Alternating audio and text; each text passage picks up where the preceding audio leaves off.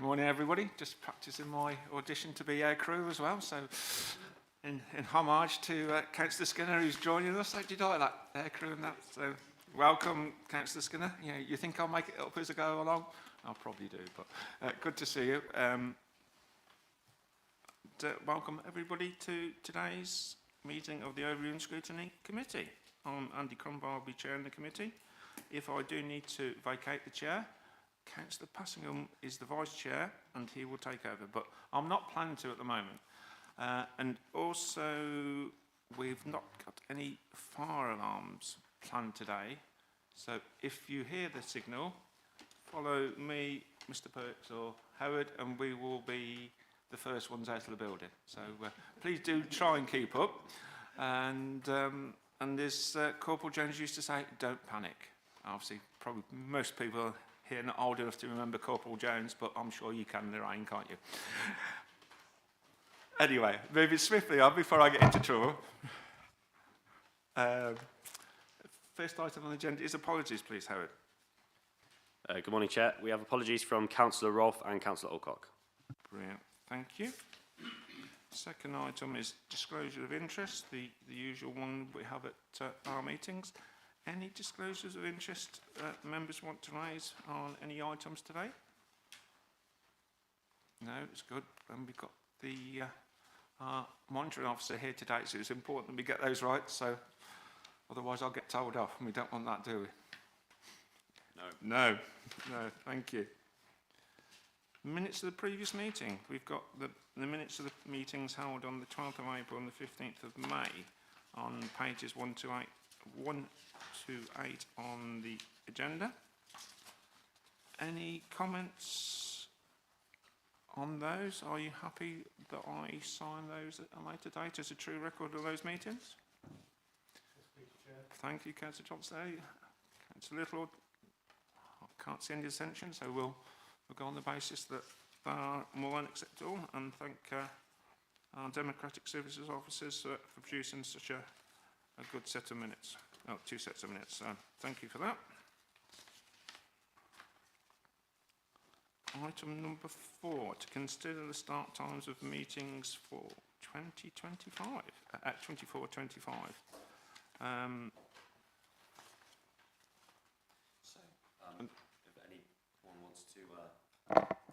So if anyone wants to propose the start time of meetings, then we'll look for a seconder and to agree the start time of meetings for this year. It's just procedural, normal procedure to agree at the first meeting of the year. So.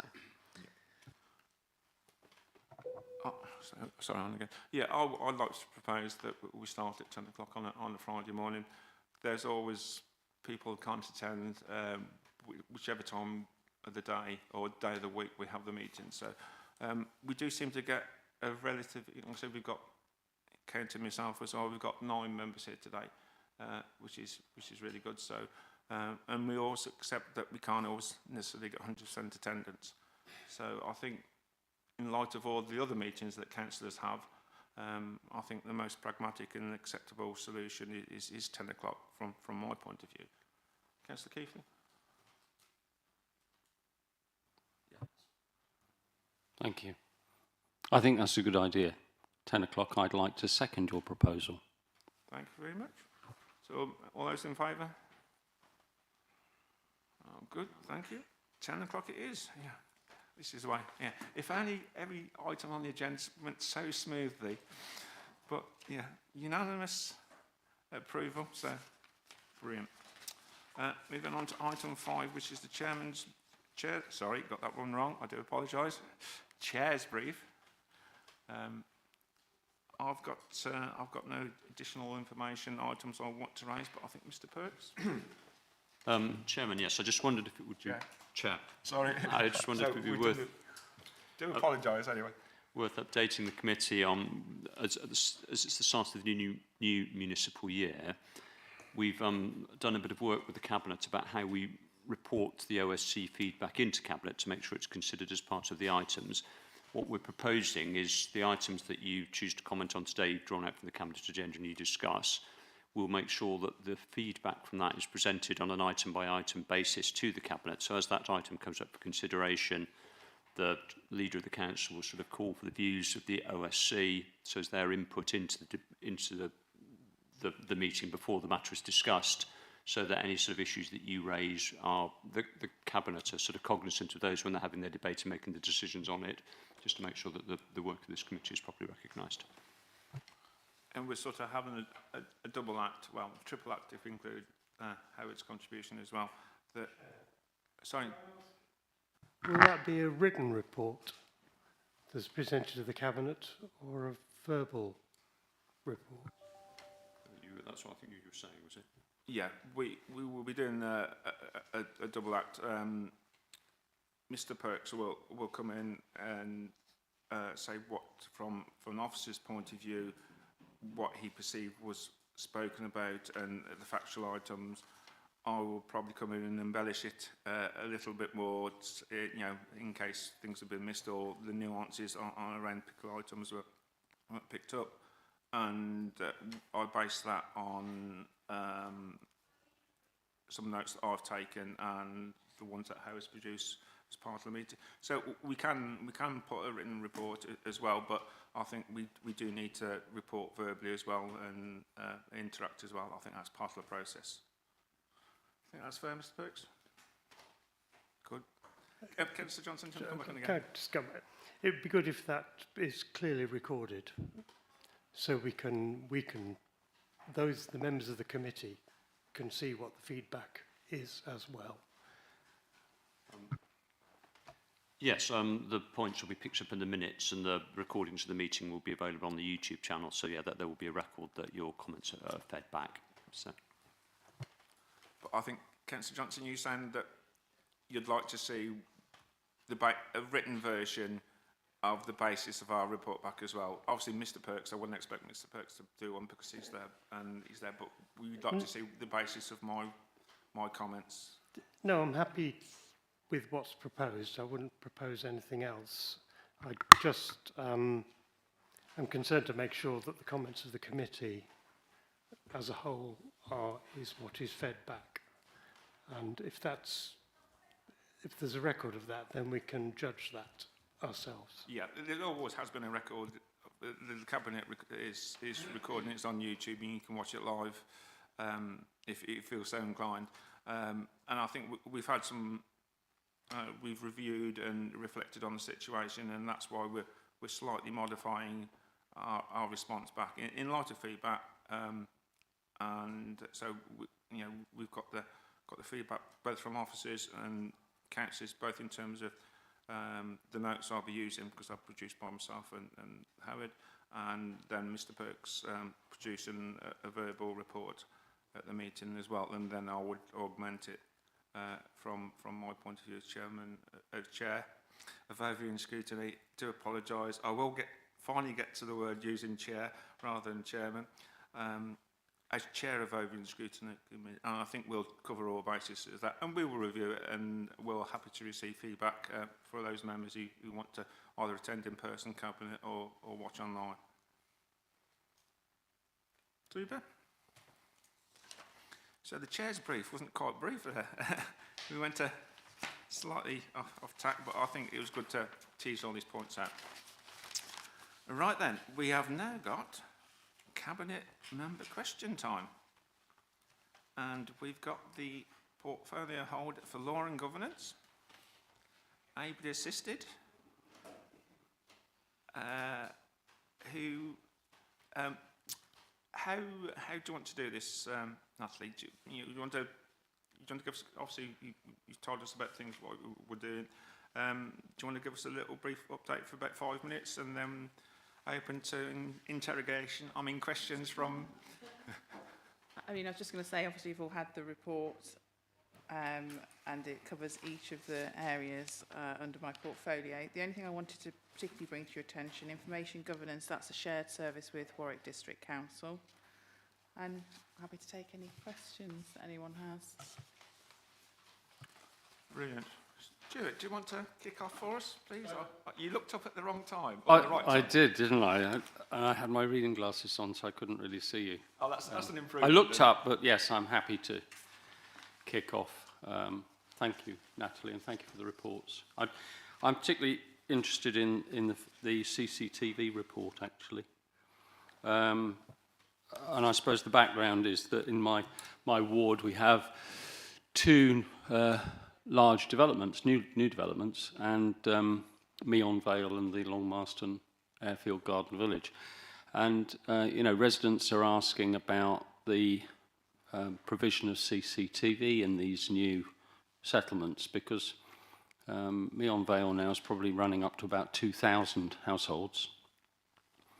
And the Garden Village at the moment is only 200, but they're about to start investing in the community hub area, which will be like a shop and, you know, what have you. And I regularly get asked, you know, can we have more CCTV? Can we cover all the entrances and exits to the development? Because there's cars whizzing around and youths at night, and there's been some vandalism and stuff like that. So you know, what's the situation? I see that you've already got another officer. I see that you've got 130 cameras. You've invested in the room. You've got some funding. What's the process for seeing how we go forward to provide more? Because people feel sort of safer when they see that there's some monitoring, I think, anyway. Well, I think the CCTV at Meon Vale's from Section 106 money, isn't it, that's there at the moment.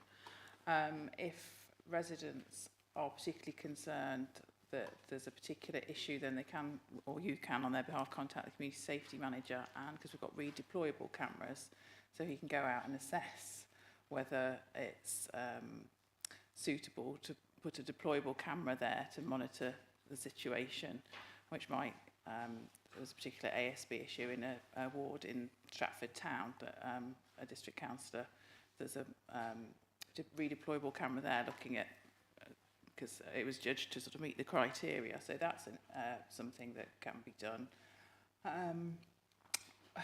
If it doesn't sort of meet the criteria, I've got two sort of villages in my ward that have asked to see or speak to the community safety manager or the CCTV manager, and they perhaps want to put a couple of cameras in themselves, and they will go out and advise within their remit as to what parishes may or may not want to do, what cameras may or may not be suitable, which one of the villages, it's a CCTV camera they're looking at over a park because it keeps being vandalised, and they're looking at paying for that themselves, so the parish council would monitor that. So that might be something that residents might be interested in, having that conversation to see what they could do. Well, you mentioned the criteria are there, Natalie, in respect of if we're applying to have a camera, you have to make a case, presumably. Redeployable? No, I think the community safety manager has the criteria that it will allow him to be able to deploy that camera there, not residents. He will obviously meet with residents and talk about the issues there. Yeah. I'm not a party to what those criteria are, but he will make that assessment. Okay, thanks for that. Thank you. Councillor Littlewood, please. Thank you, Chair. Very interested in what you've just said, but it seems that I haven't heard what the clear criteria are for implementation. So if there's a parish council that thinks it's got an antisocial behaviour problem and they contact district council, what information would they be required to supply? Is it photographs? Is it hearsay? I can't see it. Well, I'm sorry, it's probably me who's a bit No, of a it's not. pedant. I don't know what- I don't know what the criteria are I think we either. need to know, don't we? The community safety manager knows that, and as far as I'm aware, so one of the villages in my ward, the clerk of the parish council made contact with him. They had an initial conversation and they went out and met with them so that they could see. This is for the parish installing their own CCTV camera rather than a redeployable camera. So that's, I think that there's a slight difference if the community safety manager is going to send a redeployable camera out, he has criteria by which presumably there's a bar that has to be met. I'm not a party to what that is, but he is, and he will go out, and he met with the district councillor to assess that. I can ask him if it's available, but I'm not sure that it would be appropriate to disclose it.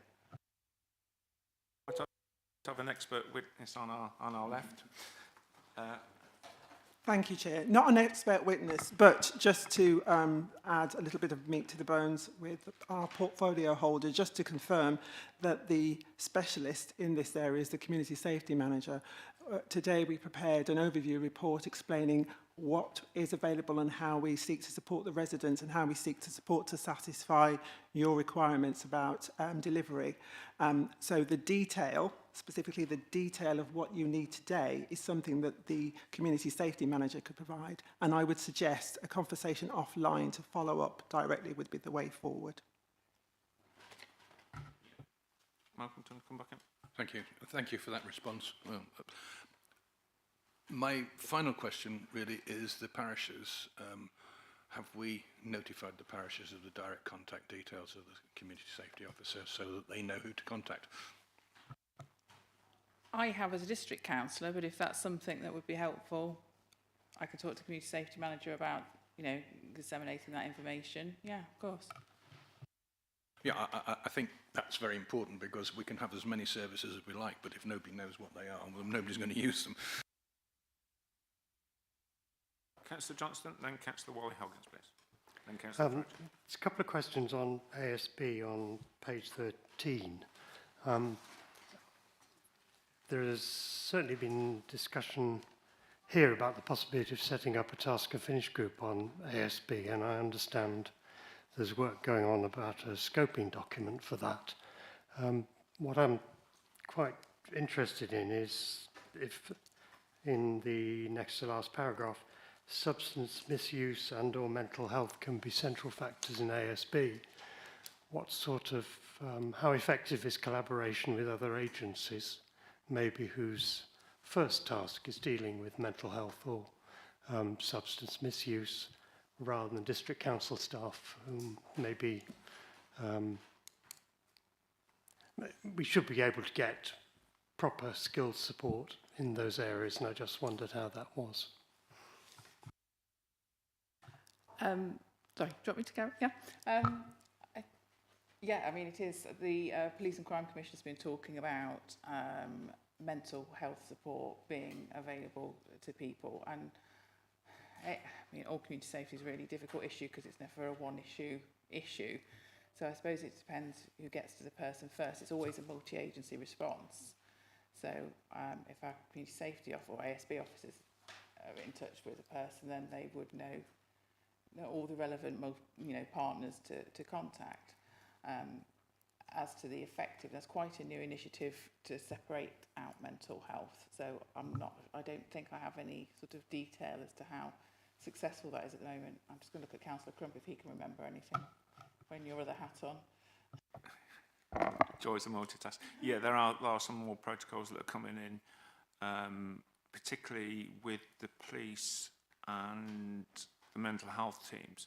And they're starting to use some more form of triage to assess so the right person deals with that particular incident. So I think that's helping. I think probably we need to explain a little bit better how we refer people and how communication is passed between all the agencies. Because I think things are going on behind the scenes that are happening. But I think perhaps we do need to sometimes strengthen the way we speak to one another, and sometimes people slip through the net for some reason, and we need to find out why those people have slipped through the net. So I think that's some of the issues we need to be looking at from an ASB point of view. So hopefully that's helpful, Natalia. I didn't want to come in and steal your thunder, but I think that's the thing. Probably from a scrutiny point of view, that again from my point of view, from the county point of view, I'd like to know, but from his chair vote and scrutiny, what protocols we've got in place to make sure people don't slip through the net. I can imagine lots of things are going on behind the scenes, some of which you can't we can't do in the public arena, so quite rightly. But I think from a scrutiny point of view, we want some reassurance that processes are in place to make sure we're helping the people and the right people that are helping those people. And we've got the communication in place to make sure the right people are getting there. And referrals as well. I think that's the other thing as well, referring, because our officers make contact with different people, and then there's processes in place to make sure that they can pass those referrals on to the right people. So I think that will probably be helpful from a scrutiny point of view. Councillor, is that Councillor Johnson? Do you want to follow up on that one, or are you happy with that? Go on. Yeah, no, I'm happy with that. Stage by stage, then. My question relates to legal services. So we'll do one topic, and then Councillor Fradley, is your topic on ASB? Your question on ASB? Of course, we were just trying to do it in stages rather than go from backwards and forwards, dot around. ASB. All right, if you want to come in on that one, then please. In the key achievements, on pages 14 and 15, read the CCTV camera on Waterside. Does it in particular, does it specifically include picking up activities around the toilets, so to speak? I'm not quite sure I know exactly which way the camera's pointing, but I can inquire. Is there a particular issue? I know there has been. There's been recently, problems there. Yes. Inside the toilets and outside. Yeah, At the steps. I'd be guessing if I said yes, it is. I would hope it is, because if it's known, then. But I don't know the answer to that. Yeah, I think obviously we've got to be careful around privacy around toilets areas, but I'll get your principle, Councillor Fradley. Well, it is that, I mean, they did some internal damage to it on one occasion. No. As Tony well knows. Yeah, well, the camera on Waterside would cover the general Waterside area. For quite specific sort of granular questions like those, I think we'd be better referring those to the community safety manager, who could probably advise you offline, because we've sort of obviously got some sort of GDPR issues with that, and Councillor Gist is responsible for the strategy of CCTV rather than the specific delivery. So I'm very happy to take any of those questions back, and I'll get responses, but we'll take those offline. Thank you. Councillor Skin, on ASB, is it? Good man, thank you. Thank you, Chair. I'm just looking at your KPIs on the cameras, and it said that you've achieved over 90% of CCTV control room time spent operational.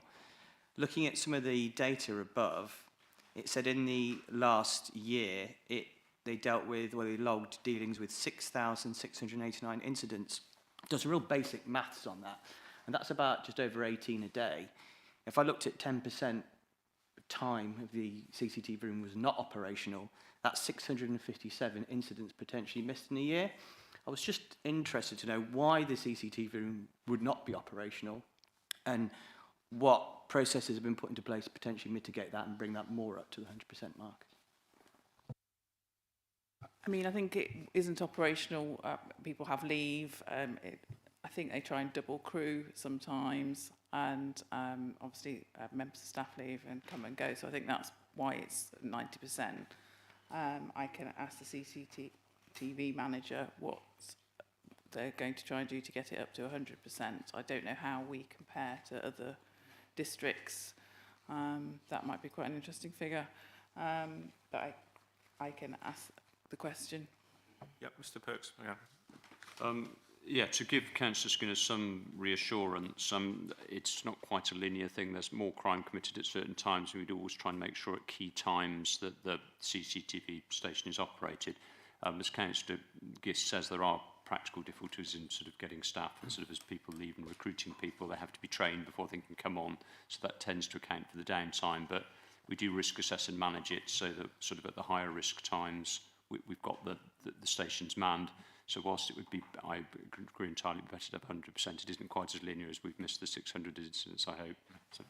Yeah, I think it's a really good point made that perhaps a little bit more information to councillors about that, about obviously peaks and troughs in activity, and when the resources are available, and a bit about benchmarking with other CCTV operators throughout the, perhaps in the region, or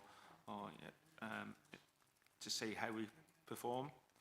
And from a scrutiny point of view, we just want to drill down to see, are there things that could be done differently? Are there resources? Are there problems with sickness? Are there problems with recruitment? Is there problems with turnover? Is this unusual? Is this common in the industry, etc.? Just so we've got some reassurance. And I'm probably saying that most of those things will be common things throughout the industry, but I'm only guessing at the moment by saying that. So again, just some reassurance. So this is not unusual. The downtime, non-operational time is between. By coincidence, we've got the end-of-year performance reports which go into Cabinet, so they have to be in the papers that I had to talk to you later on. And we actually achieved 99% coverage in 23-24. So whilst the target was 90, we've overachieved it. So hopefully that gives you some comfort. And again, if we've got that, quite a bit of reassurance now. But again, if we can cross-reference the reassurance to say, this is what we're doing, these figures, like I say, not linear, slightly misleading.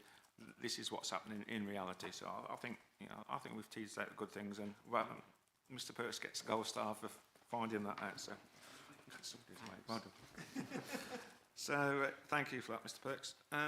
Any more questions on ASB? I might have one before I go on. Anybody else? No. My only other. Sorry. Trying to multitask and failing badly. My only question is, it would be good to have some feedback of the successes, things that have been achieved, because it's almost like the Monty Python sketch. What does the CCTV do for us? Well, they do this, they do that, but we don't know about it. So sometimes it's good to blow your own trumpet. And again, it's probably good for reassurance for members of the public, what they achieve, but I know there's GDPR, policy, privacy, etc., that you can't go into too many details. But just some examples of how things have happened, or a vulnerable person has gone missing, and with help of CCTV. I can give you, I've got a figure in my head that I think it was April and October last year, there was nearly 300 people, vulnerable people, that were sort of found in the town, had wandered away from their coach parties and returned safely to their coach parties. I remember reading that figure thinking, goodness me, that was that's because of the work of the CCTV operators. And there was an incident in town last week, I'm sure you've all heard about it. Yes. And the police obviously dealt with it very quickly. It was our CCTV operator who spotted what was going on and helped the police get there quickly and deal with it quickly. So they're just two examples, but I appreciate you want something more formal, but they're just off the top of my head. Yeah. No, again, it's all about reassurance. Councillor Keefe, please. Well, just sort of following up your question, really, on page 15, there's an interesting KPI stat on there, and it says the team achieved a reduction in risk to a lower level, whatever that means anyway, but a lower level, for over 70% of ASB high-risk victims in the district within 6 months. So presumably that is from moderate to lower level reduction, is it, Marcia? So that sounds like a pretty significant improvement. Thank you, Chair. Yes, Councillor, that would be correct. It's very difficult to share a lot of the good news stories around what the community safety team are doing, because as you've heard from our chair already, a lot of it is bound by GDPR or confidentiality. But what we can celebrate is, yes, good news like that. We can say that the level of risk has reduced in this particular area by this percentage without breaching that. And clearly, if you need the detail of that, I can certainly go back to both Natalie and I can go back to the community safety manager to get more detail on that if you want to know more about that good news story. But please be minded that we also have to be bound by confidentiality when we share the information. Yeah, I think we can perhaps some happy medium between the two, because whilst that KPI looks very impressive and Councillor Keithy struggled to fully understand, because I don't really understand the 100% of the concept of it, what it means, what's the difference, what's the low level risk, what's the medium, etc. I think to the person in the street, if they had some tangible examples that could be redacted or done in a way that you couldn't identify anybody, they would have some reassurance to say that we have helped to find, reunite people, vulnerable people, potentially who were lost. So if you do come to Stratford and you're lost or you need help, there are other ways of finding people. So I think it's just a bit of a practical way between the two. Can you come back on that one? Then I'll bring. Well, only to say that also it's safe to use the toilets. Yeah. That's important. Yeah. So it's. I think we can. I think that the message is that lots of good work is being done, and obviously I alluded to the Monty Python sketch. And I think there would be more reassurance if the residents were able to know about these things. Oh, because how many times you say, oh, well, I didn't know about that sort of thing, and then, oh yeah, that's a really good idea. That's quite reassuring there, but I didn't realise that was happening, sort of thing. Yeah, okay. Yeah, but you appreciate it is difficult. Yeah. Councillor Wiley-Hoggins, please. Yeah, it's just an observation really on the back of what we've just been talking about, that I wonder if this is some of the sort of the messaging that needs to go out on the website, on those, the front sheet of the website is how many crimes or how many vulnerable people have been detected. We're not giving any details away, but what that does is, because I know that security and safety is always at the height of priorities and people's fears within Stratford, so I think that we could all help our residents and visitors to feel safer if we just had those. It's an interesting thing to look at, and it's an easy win for all councillors really that represent residents in Stratford to say this is what we're achieving, because I'm hoping that the website is being looked at so that it's more sort of user friendly and appealing, I guess, to kind of get people to really take ownership of what's going on here. So it's just an observation. Thank you so much. Yeah, I think it's a good point, because obviously this report's in the public domain, and if somebody clicked on the CCTV section on the website, could link to this report, or just put some of these KPIs, or the data in, and say, oh, by the way, before you look into something like that, here's just something that's, again, just so you know, and if only one person reads it, that's one person more than last time. So, brilliant. Any other things on CCTV, etc.? Or should we move on to one of the other parts of Councillor Gist's area? So we've done community safety. Who wants to, anything on democratic services? Councillor Keithy, please. Thanks, Chair. Yeah, it's again interesting report. I just had a question. It's on page 18. It's actually in that looking forward section, and it's in respect of the district-wide community governance review. So we're proposing to undertake a community governance review 25-26, and towards the end of that paragraph you can read that there is one such matter currently being discussed. It doesn't say what it is, but I know I've got a specific issue in my ward where I've got some very long-standing parish councils, and I've got lots of new residents, so the population has grown significantly. It crosses county boundaries as well as parish boundaries. People already asking about, should there be a new parish council? Should we put the boundaries in place? So in respect of that, as the context, the question is really, there is an enormous amount of work to do, I was told, looking at just my ward, let alone a district-wide community governance review. So my question is, when did we do the last one? Is this something that has to be done? And what's the resources required to do it? Do we resource up for this? Do we use external support to do it? It's a huge amount of work. I'm hoping the Democratic Service Manager is... Oh, there he is. Just in time. As I used to say on a TV programme, Mr. Nash, come on down. Well, the answer to your question is usually the guidance basis suggests that every 10 to 15 years that we should do a parish-wide community governance. The last time we did one, I believe, was 2012, 2013. So there are anomalies, which your ward does have. So we need to start looking at that in addition to other wards across the district, because there has been certain issues about numbers, boundaries, such and such. So, but hopefully the majority of Stratford will be able to look at within a year. You're supposed to do the review within a year. The issue that you've got in your ward, it is a mammoth task. It's a huge task because we have to change parish boundaries. We may have to incorporate certain parts of Worcestershire into Warwickshire. So we need all parties on board to make sure that happens. And then we'll also have to pass it by the Secretary of State as well. So that may have to be done as a one-off. And then the parish review will commence district-wide September 25. That's what we're hoping.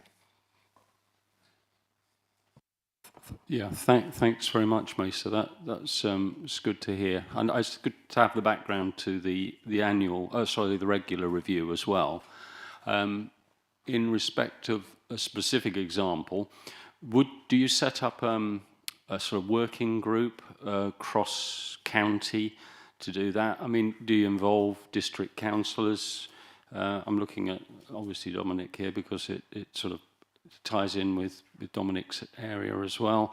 So it is a huge piece of work. So could you just give us an idea as to how we go about doing that? Because I know it's being talked about by our residents. Basically, I've told the relevant parties that it would be not a good idea to look at it this year, basically because the enormity of work involved. But what I wanted them to do is to have an initial meeting with just the parishes. So the Parish and Residents Association all meet just to see what they want to do. So that also includes a parish in Worcestershire as well. So we get the ball rolling. I don't want it just lying there doing nothing.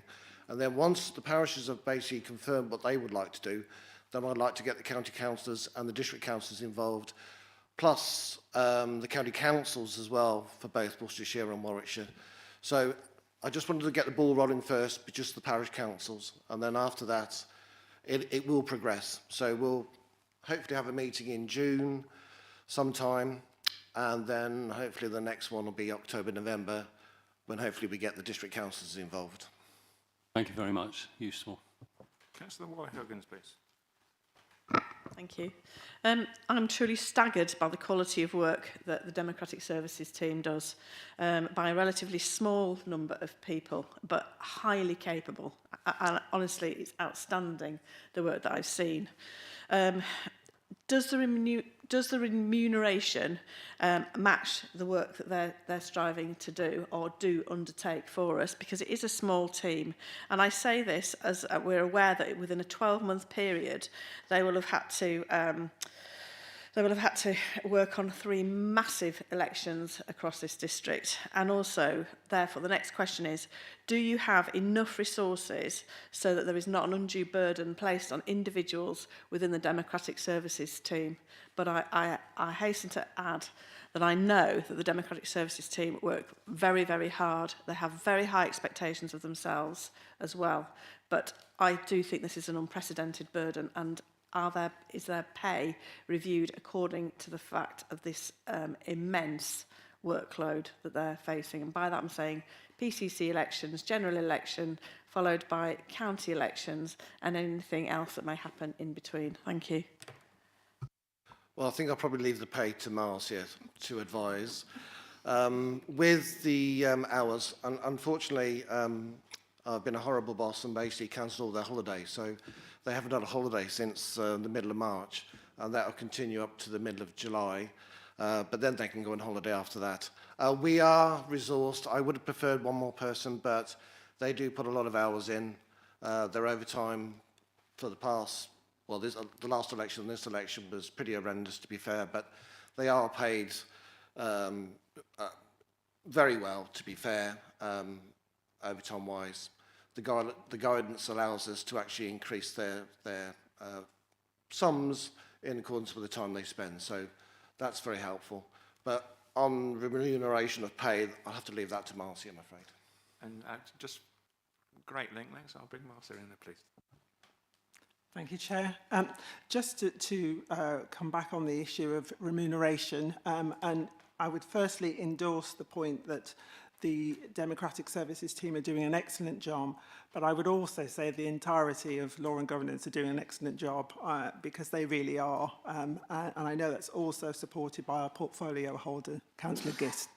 But going back to the very excellent work of the Democratic Services team and remuneration, remuneration is always considered by the whole of SDC, in particular the head of paid service, at all times, and there's a process as to how that's done.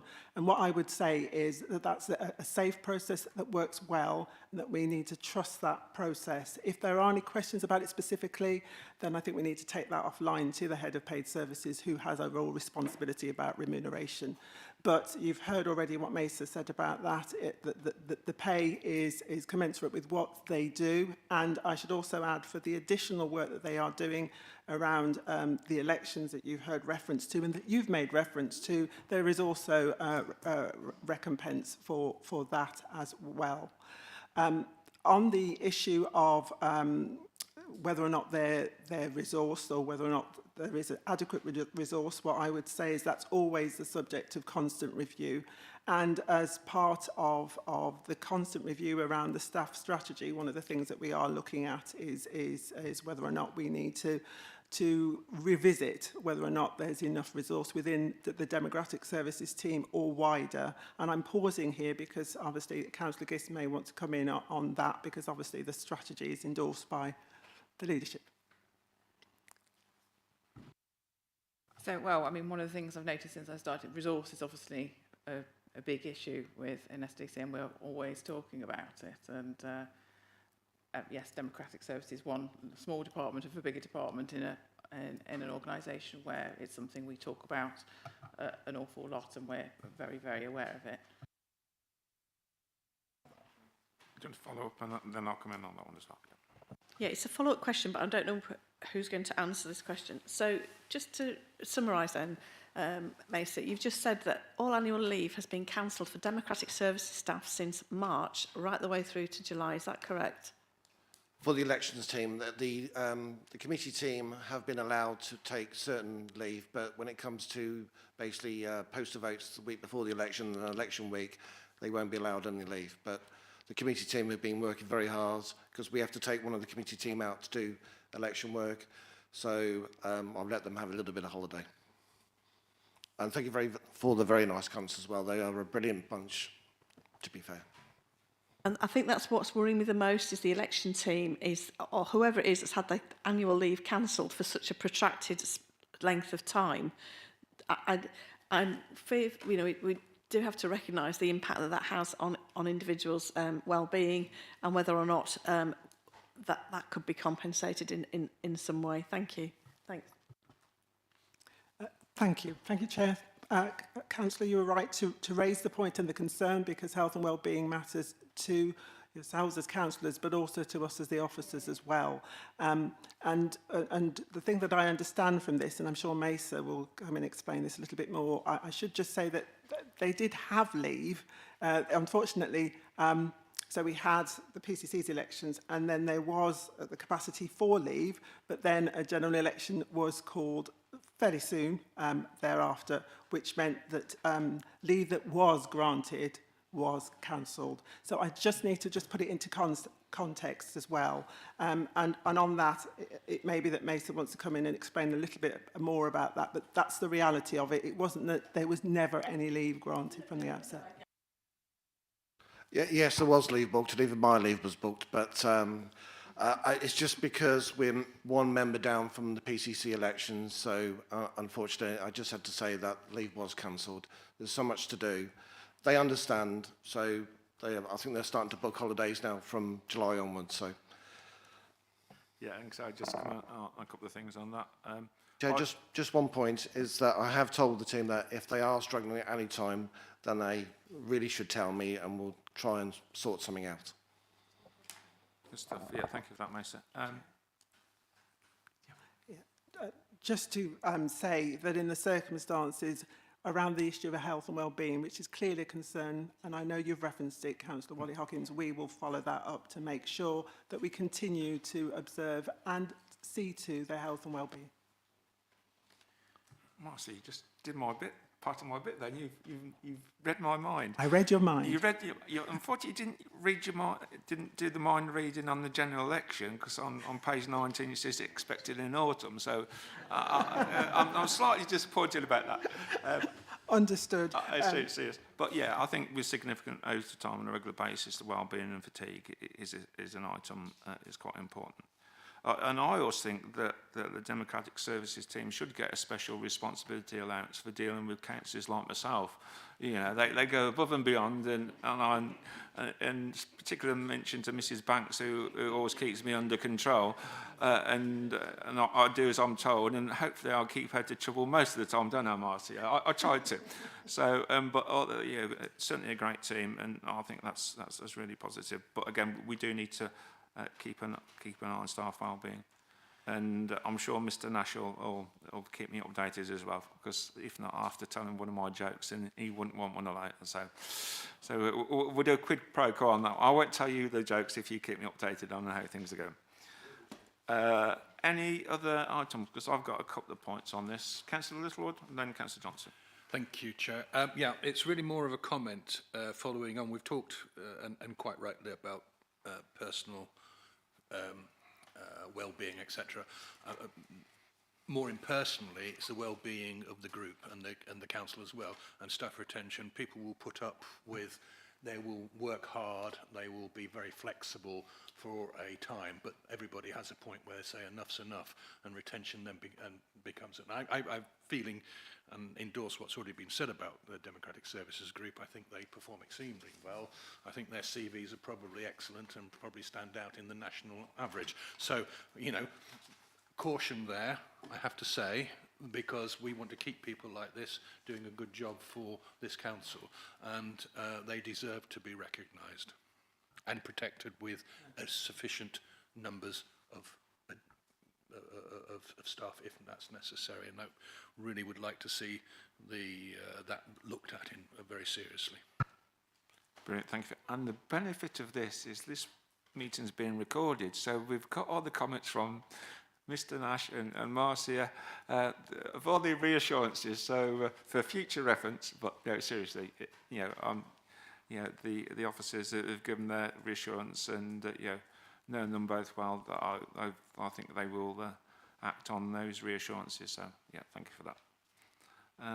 Right, my question. Oh, Councillor Johnson, you're first. Then me. So, yeah. Just to follow up on the key data table on page 19, can someone give me more explanation of what ongoing assessment means? Because I'm not sure I understand it. It's the column and there's a target. There isn't a performance number. There's just ongoing assessment.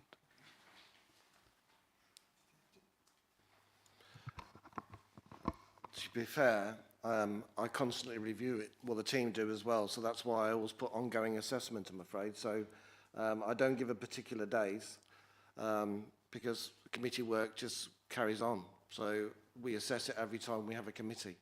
So it's not a specific days, it's an ongoing assessment. So, I apologise for the wording, but... Mr. Brooks?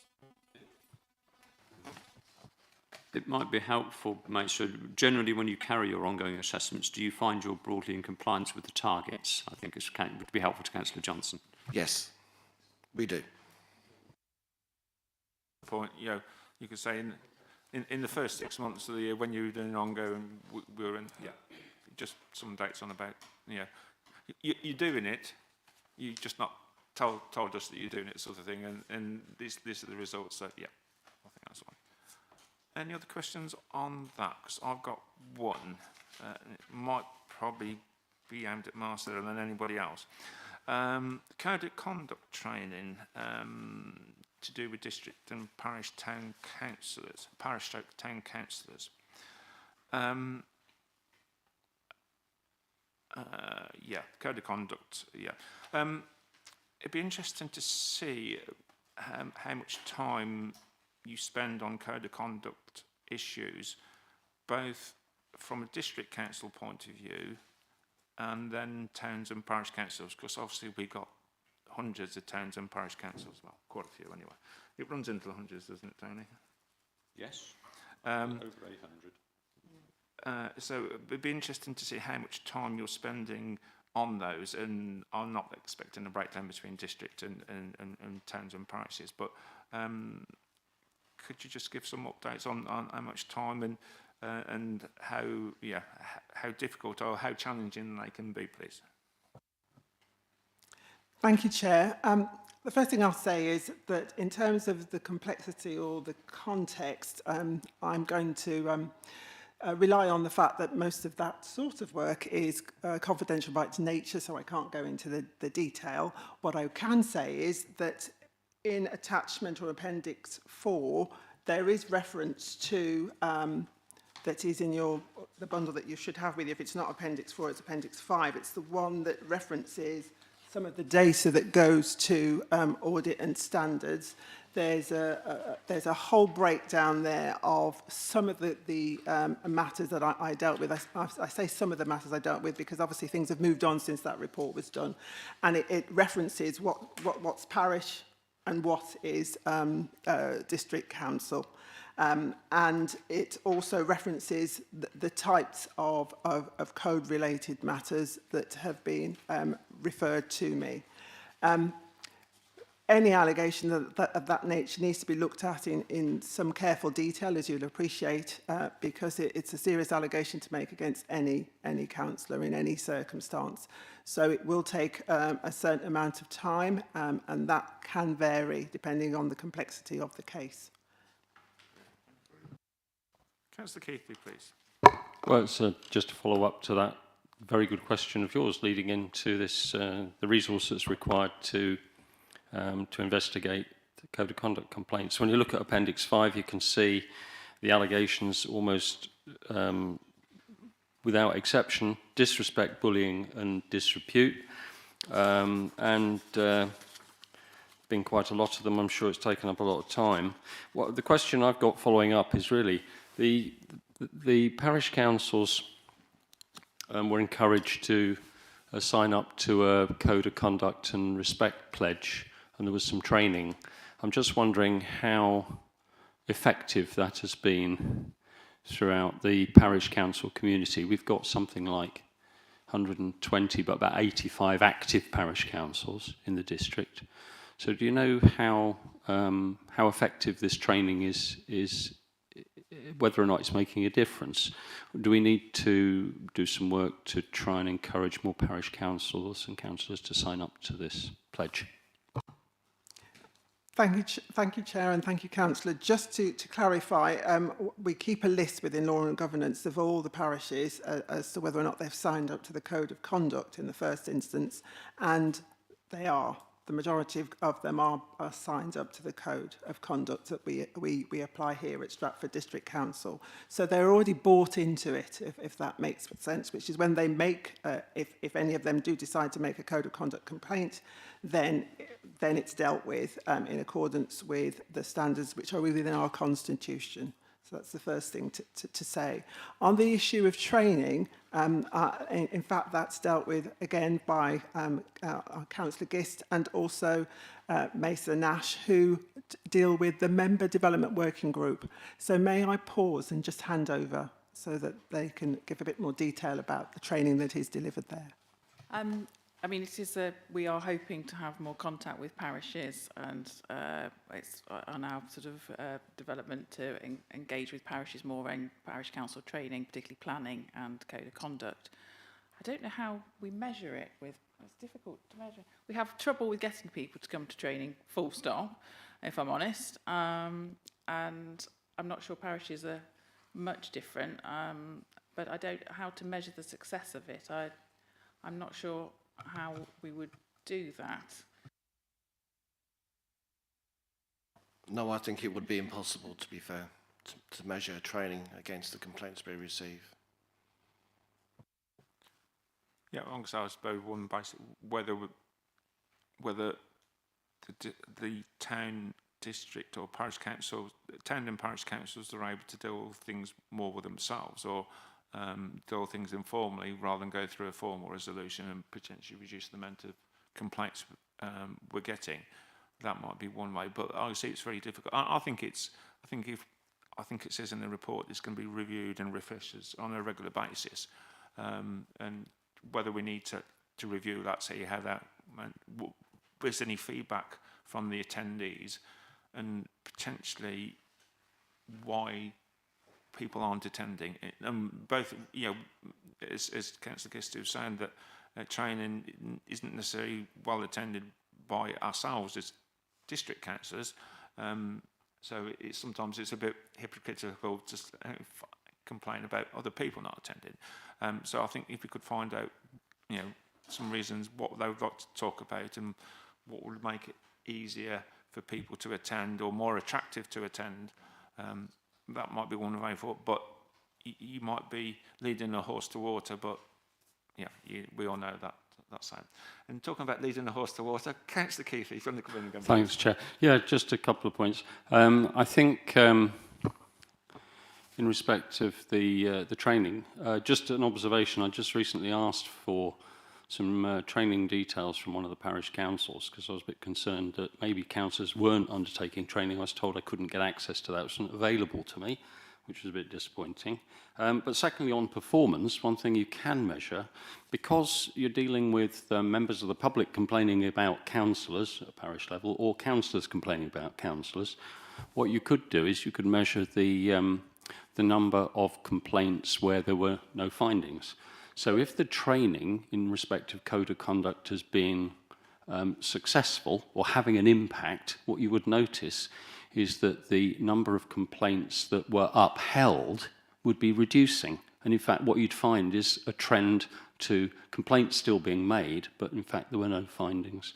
So that is something that could be measured on a rolling basis. You could do that, but wouldn't you need quite a lot of data from a longer period? You couldn't do it from 1 year to another, could you? Because it might just be 1 year you had fewer. Well, it's something you could measure, is what I'm saying. I mean, it's a very difficult area to measure performance, but if there was a trend of reducing numbers of upheld complaints against councillors, that might signal to you that the training and the pledge was starting to become more effective. And you could do it on a rolling 3-year basis or whatever. It's certainly worth thinking about. Yeah, I think it's a reasonable comment. And again, it's part of the review of the training, etc., and what we're doing. It's another thing we can add into the mix. I think that's fair and reasonable. Right, we've been going on a little bit now, and I'm proposing we've got the information governance and legal services. We'll put those two together rather than do them individually. So who wants to kick off on information governance and legal services? Councillor Wally-Hoggins, please.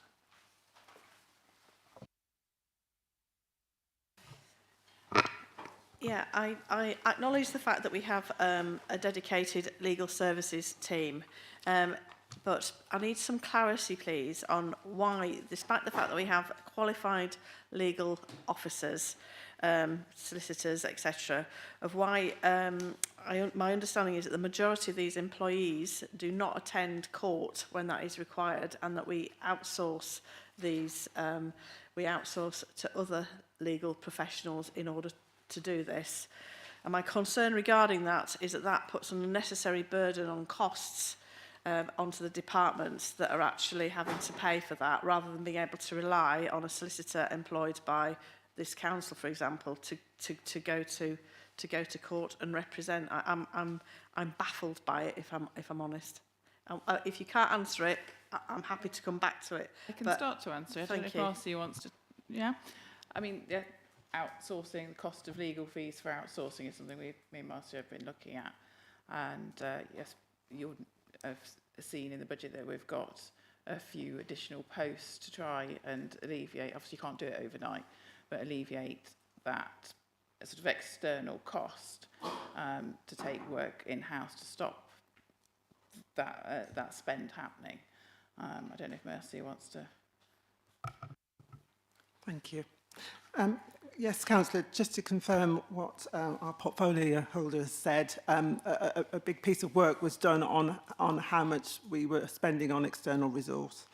And using that as part of our growth bid, was able to influence us getting new posts for legal services, which should hopefully alleviate some of the strain of externalising some of the work. So what that looks like, and I'll explain, there were some vacancies that we were holding in the litigation team. Litigation lawyers would be the ones that would normally go to court. Recently, we've been recruiting two posts, and certainly I'm aware that we've recruited to one of the permanent posts, and we have someone else that's coming in to support as well. So that should start to alleviate some of the strain or the excessive spend that may be happening with agents. I should also add, though, and this is the balance, you can have an in-house lawyer at all times to support the council in whatever way is required. But sometimes you can have novel and contentious matters which no one's a specialist in, and you do need to get some support in for.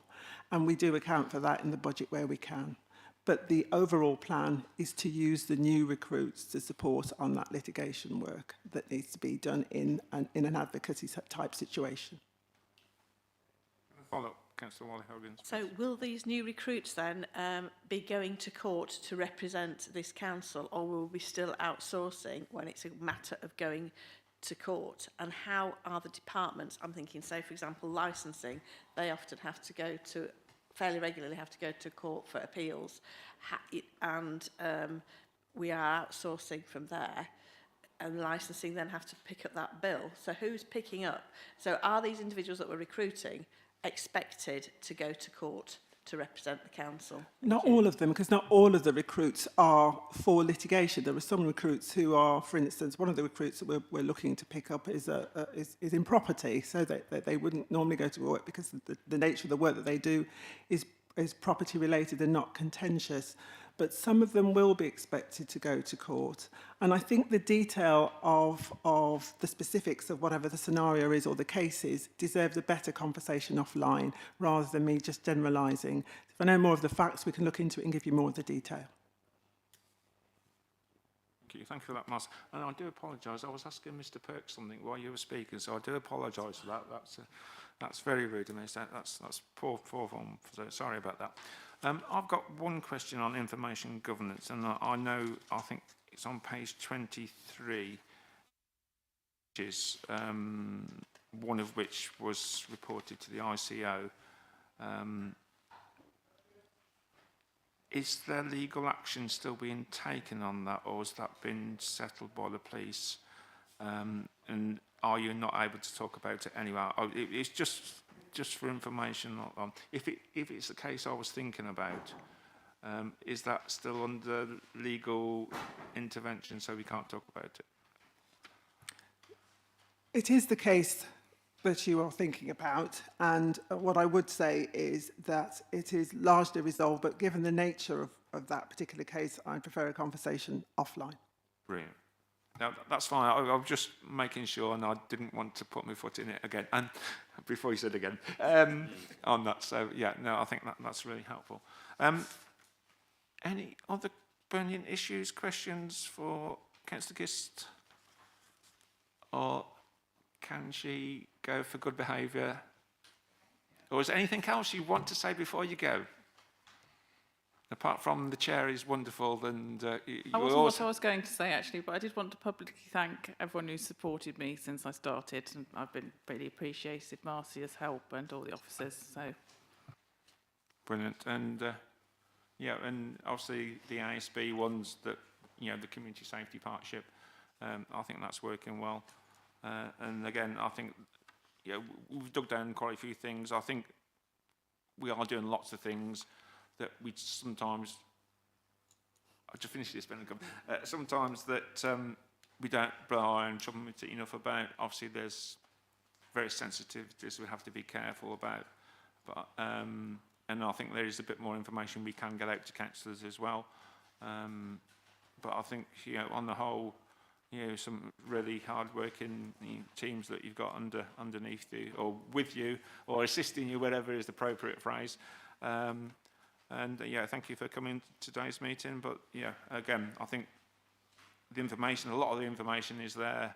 And when we talked about the KPIs, when we've spoken about the ongoing assessment that the Mesa is doing to do the postals, the information is there, but sometimes it's not coming out.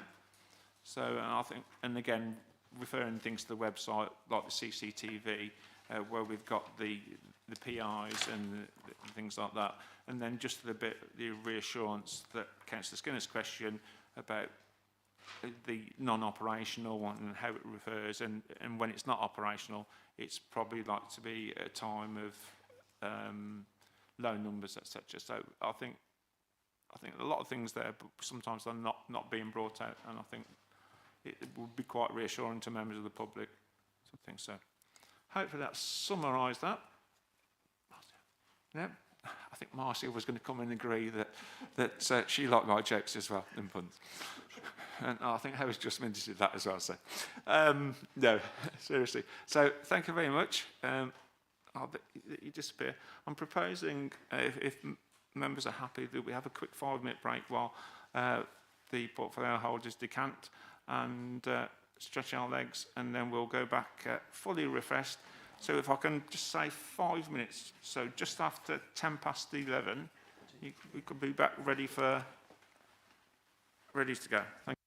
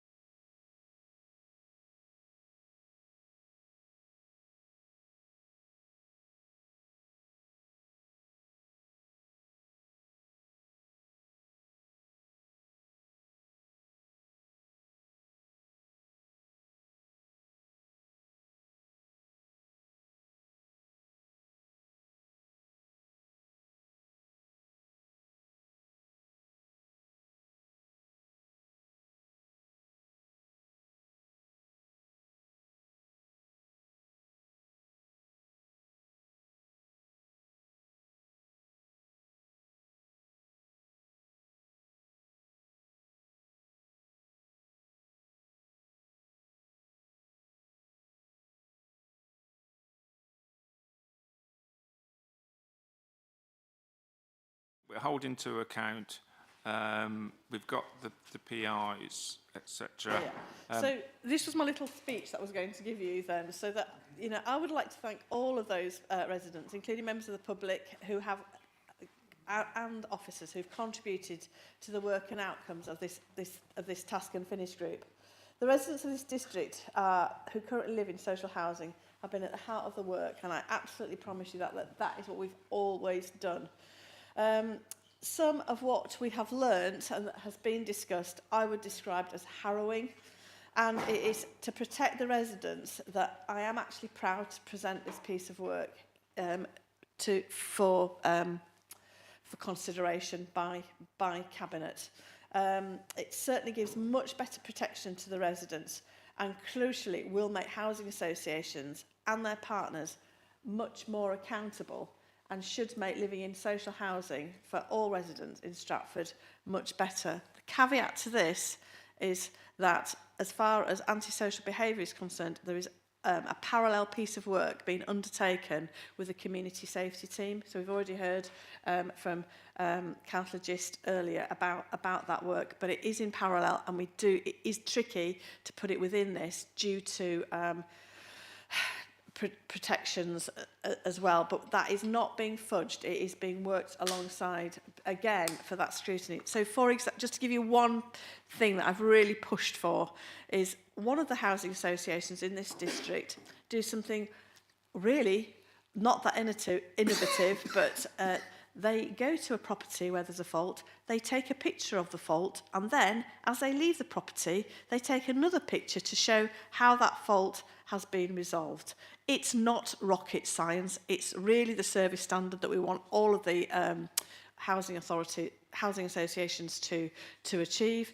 But unfortunately, if they're outsourcing to third-party contractors with contracts already well established, they can't allegedly enforce that now. But we'll certainly be wanting to make it part of their processes moving forward. For goodness sake, if Amazon, DPD and all delivery companies, including the Royal Mail, can take a photograph of something as they drop it on your drive or step, I don't think it's beyond the will of man to make this happen.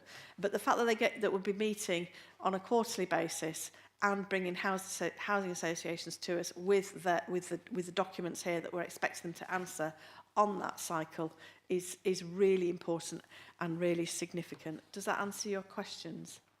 Yes, thank you, Councillor. You're That does. welcome. I think it's a very good piece of work, by the way, I must say.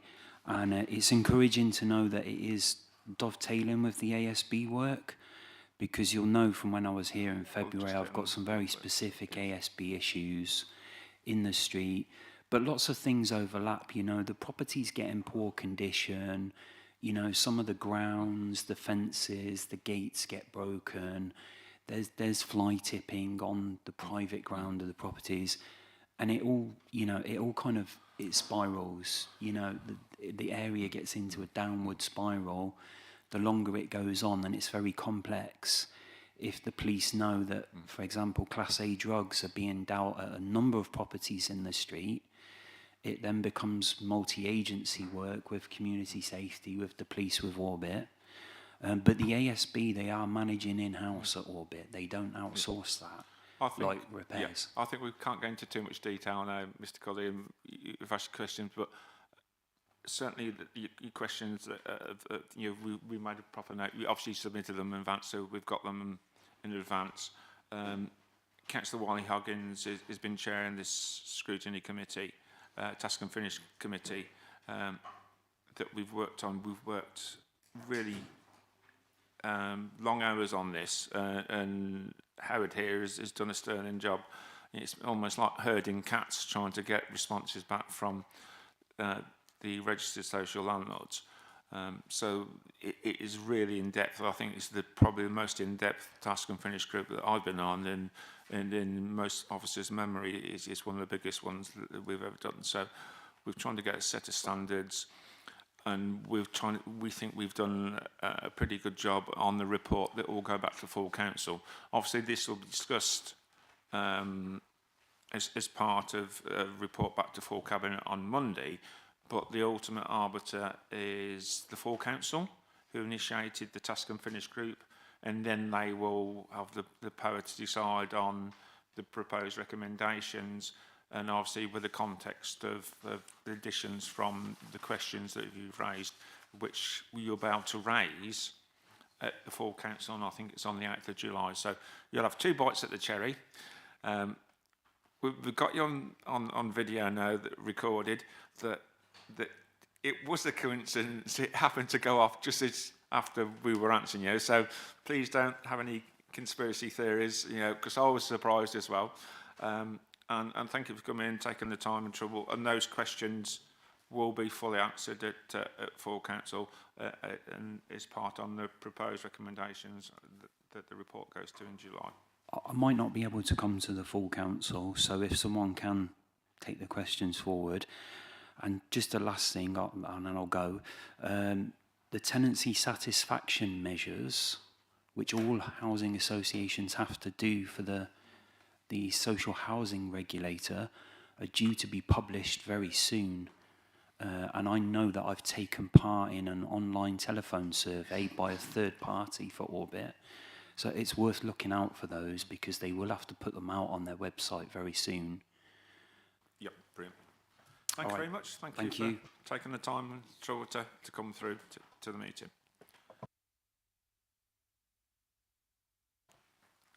Item 8. Oh, sorry, Councillor Wally-Hoggins, I've totally bypassed. We've had the question, and then we haven't talked about the final report that's come out, so slightly distracted, and I'll blame Marcia, because I normally blame Tony, but I'll blame Marcia on this occasion. Sarah, do you want to come in? Apologies for that. Yeah, thanks, Councillor Crump. In essence, you've heard my pretty speech at the start of this, but it has been, as I said, it has been a difficult piece of work, mainly because of the stories that one hears around this. I think that this goes a long way towards reassuring our tenants that we do care and that we are, and we've put all of the housing associations on watch with regard to this. And I think for the future, I think any housing association who thinks that they can just come here and new housing association and just plod along in their own sweet tune will be sadly unadvised of that fact once they take possession of those homes, because this is important, it matters, and it will continue to matter for decades. And I hope that this piece of work that we've all worked hard on will really help current residents and residents of the future. And as I've continually said, nobody knows how circumstances will change and how they may end up in social housing. And that's why this is important and why we all need to take ownership of it. So it is my sincere hope that this is accepted and moved forward, and that the meetings that happen on a quarterly basis regarding housing associations will be very impactful, because they ask difficult questions. And as I said to you before, if you look at page 47, Appendix 1, the service standards for the housing associations are really high. It sets it out. And because we have service standards for housing associations, if we view that they're falling short of this, then we call them to account. But now that they have the service standards, then they will be able to be called to account. And that's why this is such a powerful piece of work. Thank you. Right, I've got 4 people to speak now. I've got Councillor Johnston first, Councillor Keithley, Councillor Passingham, and then I'll come in as well in case if anybody else wants to indicate on this as well. Councillor Johnston, the floor is yours. I'm just conscious that Councillor Alcock and Councillor Rolfe are not here at this meeting, who are very active in the work of this group. You're reading my script, aren't you? I was just about to say that, but go Councillor Johnston. It's not telepathy, honest. It's independent creativity. So I just wanted to endorse the recommendations. As I understand it, this is going to council rather than cabinet.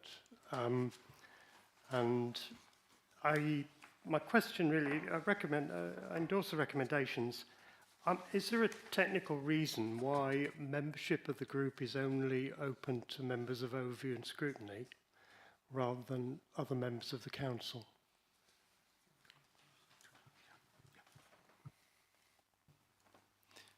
Thank you, Chair. Just referring to the Constitution on this, the Constitution makes reference to that requirement as it stands at present.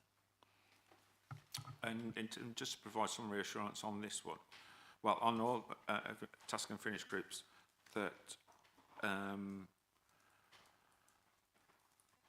all councillors were given the opportunity to contribute with examples of evidence-based examples of issues, and when appropriate, we had some like guest appearances from expert witnesses, i.e. councillors who were not on overview and scrutiny. So I think there was quite a lot of councillor engagement on this, and like I say, as the head of law and government says, it's part of the Constitution. And sometimes from a practical point of view, it then starts to become unwieldy. We've got the task and finish group that reports back to overview and scrutiny committee, and then we've got somebody coming in from who's not on that committee, doesn't know what's been going on, hasn't seen all the nuances and what we've discussed in the committee meetings, and it's sort of like gets slightly unwieldy. So we're not trying to preclude people, but one, the overriding one is the Constitution, and two, don't want it to become too unwieldy. But I think we give councillors a fair enough opportunity to contribute, because by having this group, it's cross-party, and like I say, Councillor Orcock and Councillor Rolfe have been strong advocates of this and played a full and active role. But it's been cross-party. There's been no politics in it at all, as far as I'm concerned. You think that's fair, Councillor Massingham? And I think we've, without blowing our own trumpet, which I was saying that we should do on ASB, we need to blow our trumpet. I don't want to blow our trumpet too much on this one, but I think this is a lot of hard work, thanks to lots of officer input as well, from a wide range of officers as well, that we've come up with something that's fit for purpose to go back to full council, who will then decide on the proposed recommendation. So, slightly long-winded way, but hopefully that answers the question, Councillor Johnson. Go on, come on back. I can see you want to come back. Come on. I'm not suggesting membership of the group is open to the whole council. We don't want 41 members of working group. I don't quite understand why only members of ONS. It's only open to members of ONS, and we should be able to choose other people. Now, I dare say we've got to change the Constitution to do that. And we may be in the situation where we can't do anything differently now. But there may well be other members of the council who aren't happen to be members of this committee who might be able to contribute. That's all.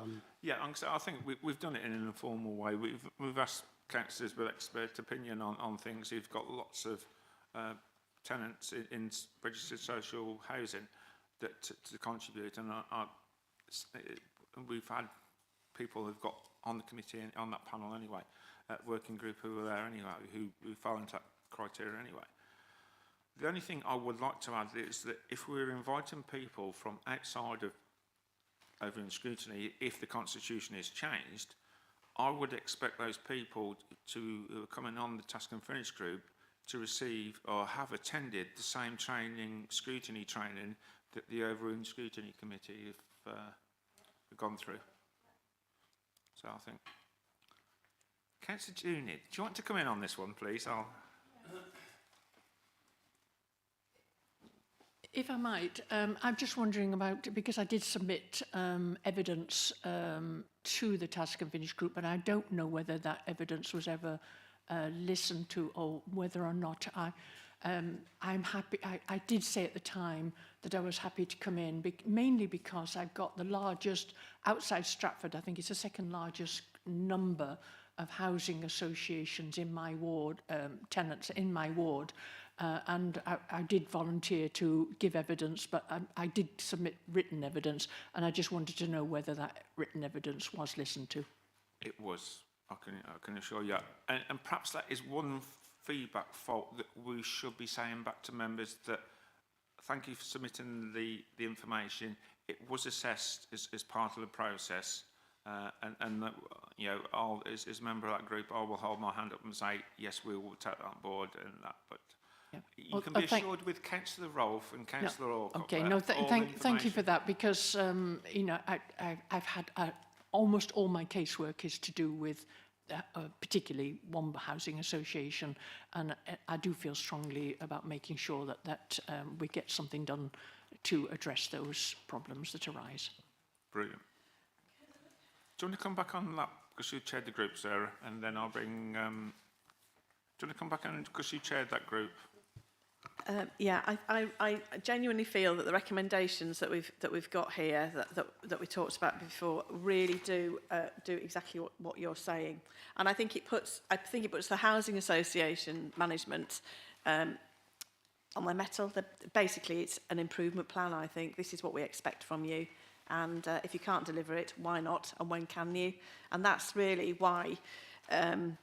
Perhaps people from OSC with the relevant training, you know, we're not afraid to ask the difficult questions and to move forward. I'm actually a little bit confused, Chair. I'm a bit confused as to why, and I don't understand that, why this is not part of the Cabinet papers on Monday. Is it just going straight? Is it bypassed Cabinet? It's because it came from the notice of motion to full council. The full council are it's reporting back to full council. We can say will be discussed at cabinet because we do an update as part of the OSC. But I think as Marcy, do you want to come in and rescue me on this one, please? Thank you, Chair. In fact, what you said, Chair, is actually right. I just wanted to add a couple of. I just wanted to add a couple of other lines. So when reports such as this are prepared by your good selves as the politicians in OSC, there is something in the Constitution that talks about it being considered as whether it needs to go back to Cabinet or back to Council. And if the factors weigh very heavily that it goes back to Council, then that's what happens. As you heard from the Chair, because it started life as a motion with Council, it's going back in that way to Council, but also within the Constitution it does make clear that if there isn't a resource issue that would impact behind it, it doesn't need to go to Cabinet, it would go straight to Council. Thank you for that clarification. So why then is the notice of motion for the public houses going to Cabinet on Monday instead? Thank you.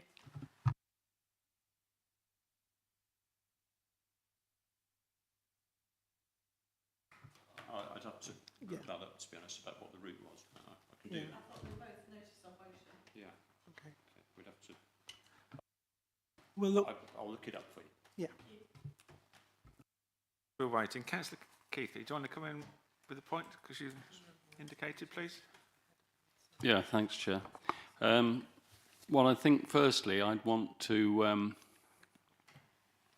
say thank you very much to the Task and Finish group under your chair, Councillor Wally Hoggins. It's a great piece of work. I know it's been difficult and it's very detailed, and many of us have felt this has been overdue. We've been calling one or two housing associations here periodically, but that was simply not good enough.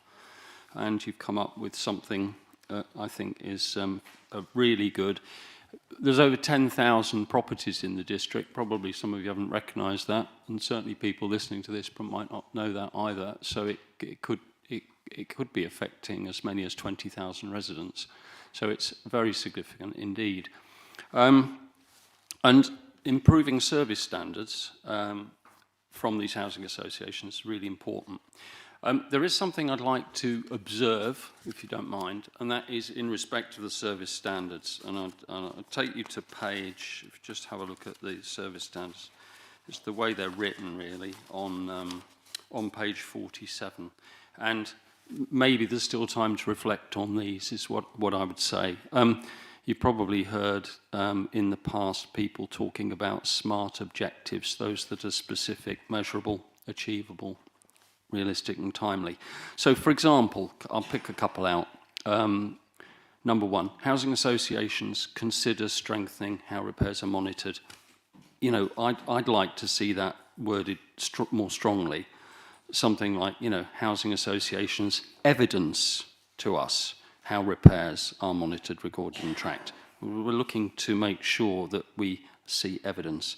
On item 3, for example, residents be actively encouraged to take positions. That is a bit too soft in my view, but you know, that maybe something could be worked upon. And number 5, housing associations operating are obliged, well, that's like are required to return the data and at certain times. So what I would like to see is a sort of strengthening of those service standards. I think, generally speaking, they're all the right sort of things. I think that's great. But I would like to see housing associations really held to account for performance against these service standards that we'll expect them to buy into as soon as we can get them as part of the contract. Thank you. Yep, so do you want to come back on that? Yeah, I know that the one residents could be actually supported rather than encouraged, because sometimes people are reluctant or to speak in public or come forward. So I think that might be one of the words, but I'd say do you want to come in, because I think, you know, there's lots of positives. I've spent a huge amount of time nuancing this. You know me now reasonably well that I'm never one for not being very strongly worded matters, but what we've had to do is to moderate our tone a little bit in order to secure engagement, because what we don't want is the housing associations going, oh, no, we're not doing this, because at the moment there is no compulsion for them to come and comply with any of this. So the wording of these standards, so you can take it from me, that under consider, really, I'm thinking housing associations must strengthen, but in order to try to get that engagement from them, because without the engagement from the housing associations, none of this gets achieved. So that's really, I'm sure that Howard will confirm that we have really had to think about the wording carefully.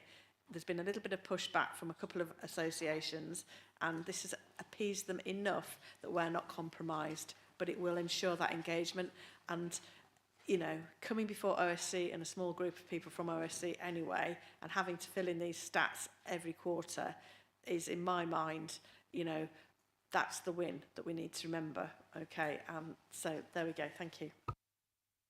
Thanks. I think that's great. Thanks very much for explaining that. I can understand where we are with that. In an ideal world, however, Chair, we'd really want service standards and measures of performance to be hard-baked into their contracts. So my follow-up question is, at what point can we get these into contracts so that they are part of their performance requirements? Thank you, Chair. Councillor, if I just explain it this way, we're not party to any individual agreements ourselves with those housing associations about the delivery that we're seeking to change. So it would have to be willing, consenting parties coming together to sign an agreement of that nature. So much would have to be done by persuasion rather than insistence.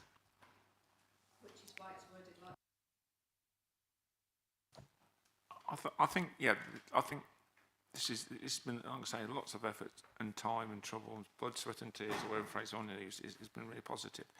I think, as Mason once said earlier, ongoing review of this, I think is one, and like I say, we have a rolling programme, as you said, Stuart, to do with the ASB and the number of complaints, etc., against councillors. And I think that we probably need this to bed in slightly, and then for it to come back and we review how it's going, and see whether things can be tweaked and how our powers of persuasion are working on this. But I think it's a really good first go. Yeah.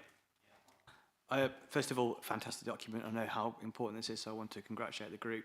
I think words are very important, and particularly in policy. I point out point 16 in the service standards. It mentions at the end, for all of the rooms to be floor. I think that means to be screened, not screens. So I just want to put that in. I think that's a mistake. Yeah, I take that. It is a mistake. It is screened. I was giving away my age somewhat, because one of the issues is for tenants moving into a property is all carpets removed for hygiene reasons, and I totally understand that. But I was bemoaning the fact that the Marley floor tile has disappeared from view, so that you would normally, in olden days, you would have moved into a flat where there was always be a Marley floor tile down, so you had at least some covering over the top of concrete. That doesn't happen now, but it is screed, not screened. Thank you, and we will make that amendment. Thanks very much indeed. You'll remember at full council the other week I got mentioned a word. So you can join the pedantic club there, Councillor Skinner. So you become more and more like me. Once you start getting the puns as well, they'll be saying he's the new Andy Crump, the younger, better-looking version of Andy Crump. So I've got the answer on the routes if you want to. Yep, Tony's trying to come back in. I will bring you in next day then. Just going back to Councillor Wally Hoggins' question about the routes that these notices on motion taken. I've been back and checked the minutes. The Housing Association notice of motion was presented to the Council in December 2022, and the Council at that time referred that direct to the Overview and Scrutiny Committee, so the route there is Overview and Scrutiny Committee and back to full Council. The Public House one, which is on the Cabinet agenda today, was raised as a notice of motion to Council in July 2023, and the Council chose to refer that to the Cabinet, who then referred it to the OSC for comment, so that has to go back to the Cabinet before going back to full Council. Thank you for that, Tony. Thank you, Marcia.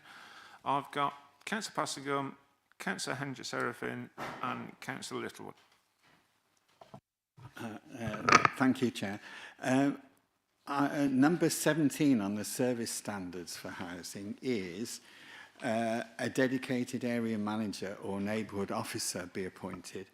And we had a lot of discussion about this on the Task and Finish group because certain of the long-standing councillors remembered when there was always neighbourhood officers, and they were saying that since they've been withdrawn, I think it was mainly to do with Orbit, the councillors have to take on a lot of that role of, in effect, being the neighbourhood officer and picking up lots of problems.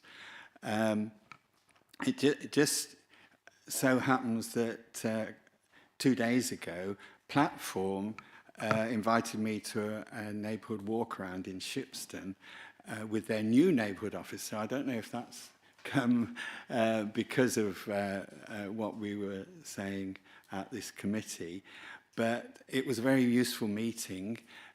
She'd invited along the community support officers from the police and the grounds maintenance contract manager as well for the estate. So it was a really useful meeting. And my question really is, how do we get a list? How do we make sure that all the housing associations produce this list of neighbourhood officers that councillors can then know we can contact directly? Because, to be honest, the Orbit emergency number, the MP and councillor emergency email address just doesn't work. Well, at least the 2 or 3 times I've emailed it, I haven't had anything back. I've had to do a phone about 3 or 4 people before I got to somebody who managed to treat it as emergency.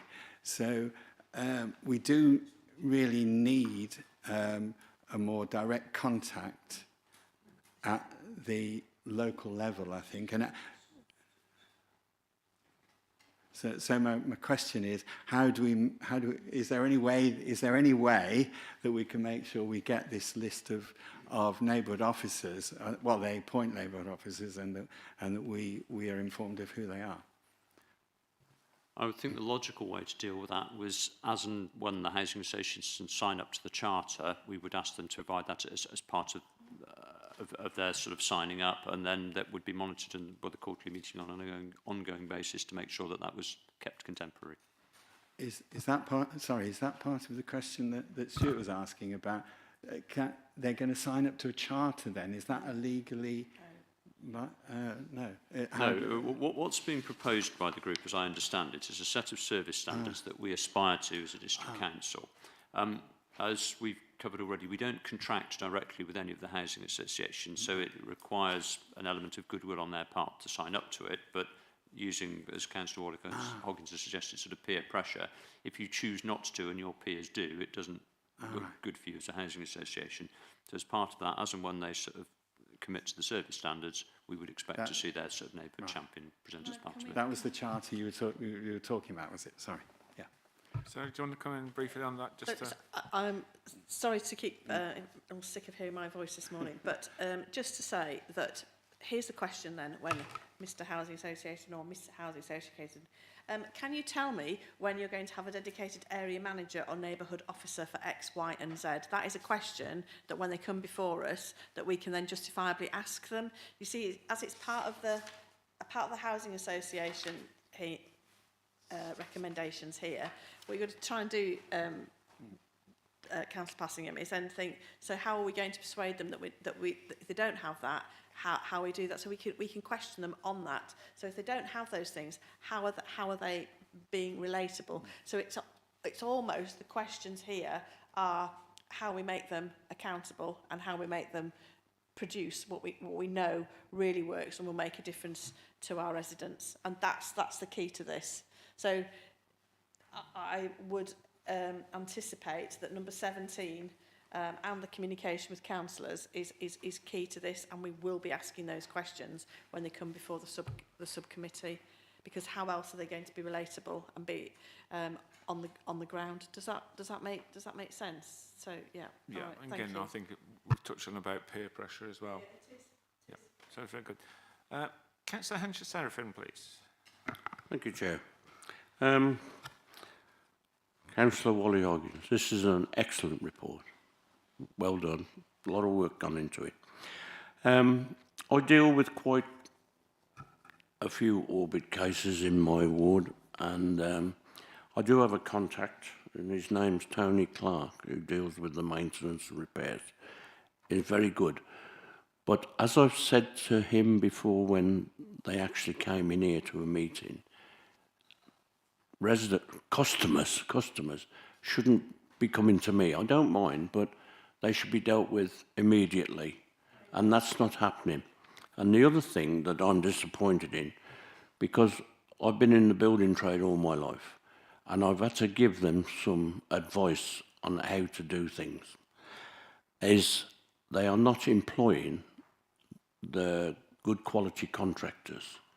They send contractors out who don't know what they're doing, and that takes time.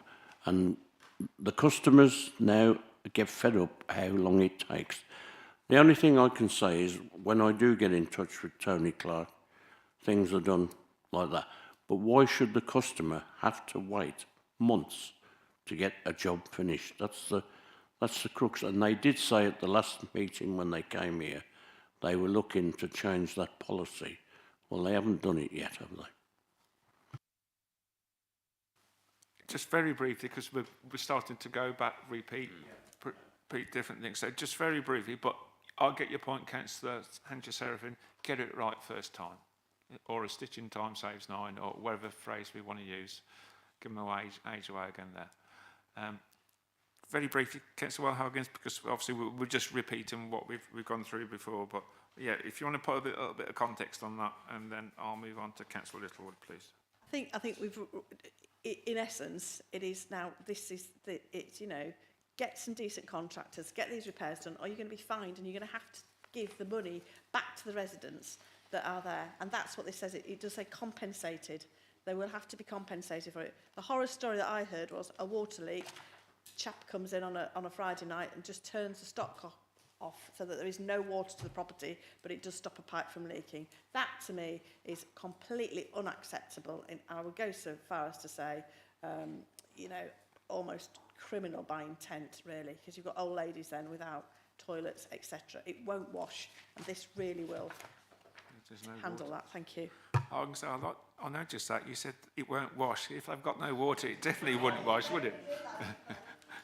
So, sorry, Sarah. Moving to Malcolm, please. Do you want to come in, please? Yeah, well, I think quite a lot of my comments have been covered, but just to explain, this is only the beginning.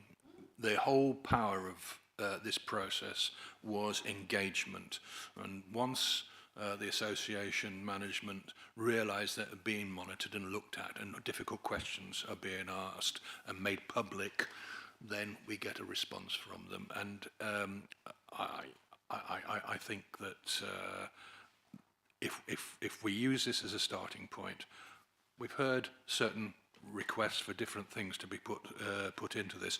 Let this develop naturally and develop on a cooperative basis. That's the way we'll get the most response. But they also need to know that we will respond as a council if they get it wrong. And I think that's the power of all of this. They know they're being watched. I think that's it, Malcolm. You summed it up. Being watched. It's a high priority for overview and scrutiny. It won't go away. There's going to be ongoing assessment. I'll credit that with you, Mr. Nash. Ongoing assessment is going to be the phrase from now on. So ongoing assessment, and rest assured, with characters such as Councillor Rolfe and Councillor Walcott, who contributed really positively on this, it won't go away. Because my life wouldn't be made, made very difficult if I let this go away. And I'm not as stupid as I look, so I will be listening to sound advice on this. So I don't want any comments there. Yeah, no nods. Hopefully that's really good. And I think we've got 4 recommendations.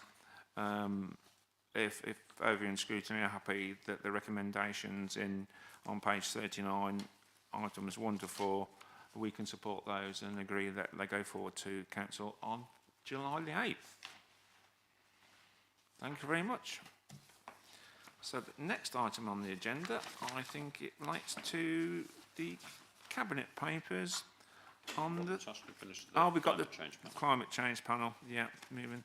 So the minutes of the climate change panel on pages 83 to 92. Have we... For noting.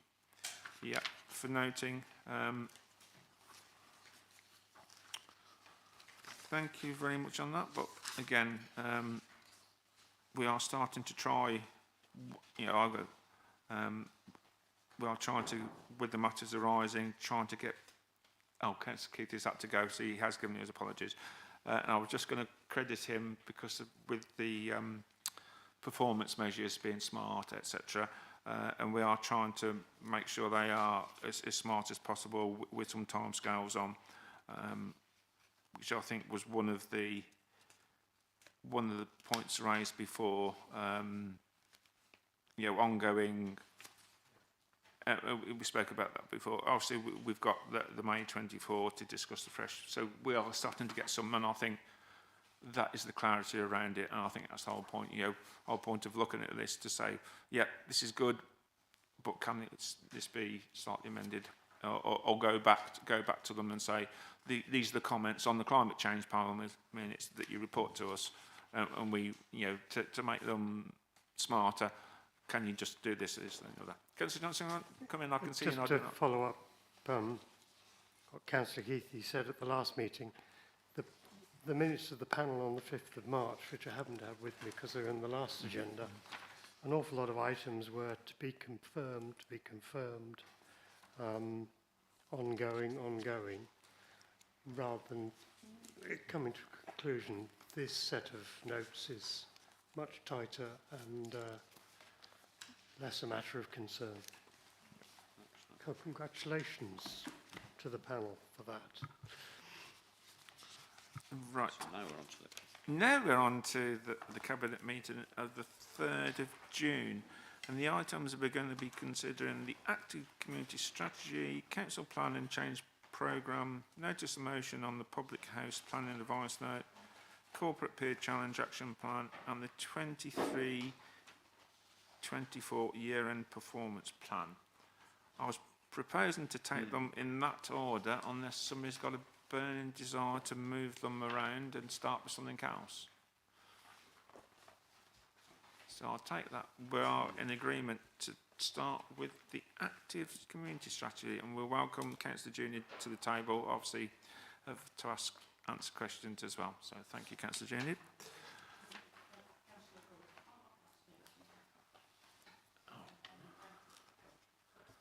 Thank you, Chair. Good morning. Well, good afternoon, I should say.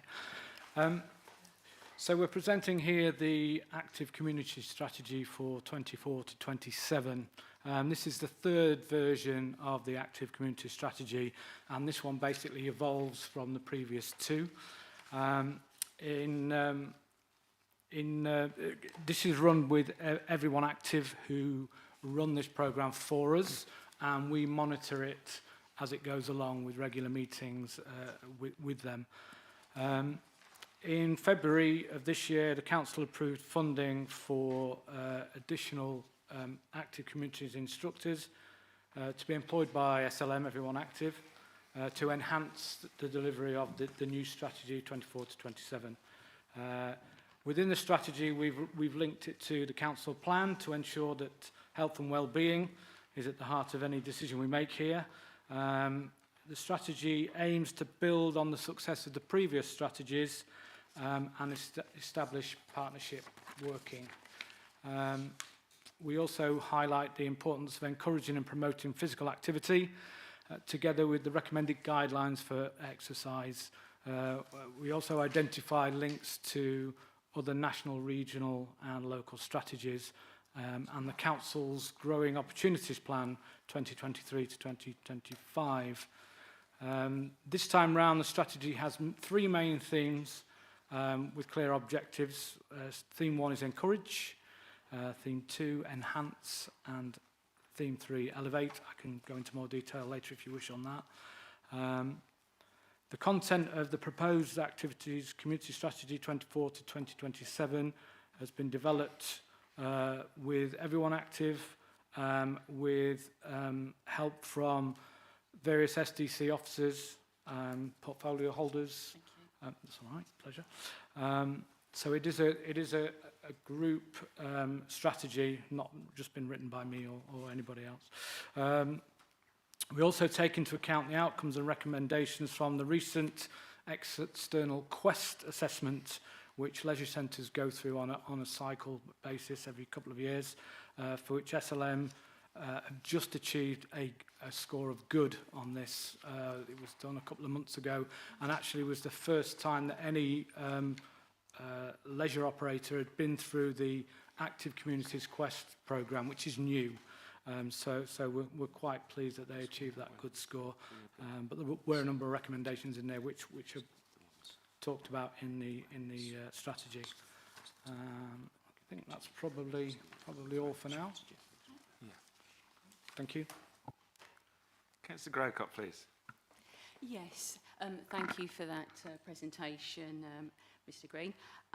Yes, this is how, our leisure facilities, and the running of it is outsourced by the council to Everyone Active. And this is the means in which we tie in our council plan to exactly what Everyone Active is doing in the leisure centres and in the community to make sure it supports our main objectives. Now, the active community strategies, this is not a new thing, we've had two before, and we've taken this in a slightly different direction than it was in previous years, because previously, if you refer to, if everybody's got the cabinet papers to hand, to page 172, you can see there that in the past it's been, I suppose, what's called asset-based community development. The community development is the health and well-being of people using our facilities. And you can see here on the number of facilities per 1,000 people, we have got a lot. We're sort of number 19 nationally. The thing is, those facilities are very much based, if you can look at the map on page 174, they're based in our community centres and other areas, but also private ones as well. They are, you can see here we have a tennis club, very posh tennis club, etc. It tends to be quite lots of clusters. Stratford district is really well spread out, so we want to make sure that our residents are getting the full benefit of the leisure facilities that are provided by Everyone Active throughout the whole area. Now, currently, Everyone Active does run an outreach programme which has started in the last 12 to 18 months. Is that correct, Andy? Yeah? Yeah.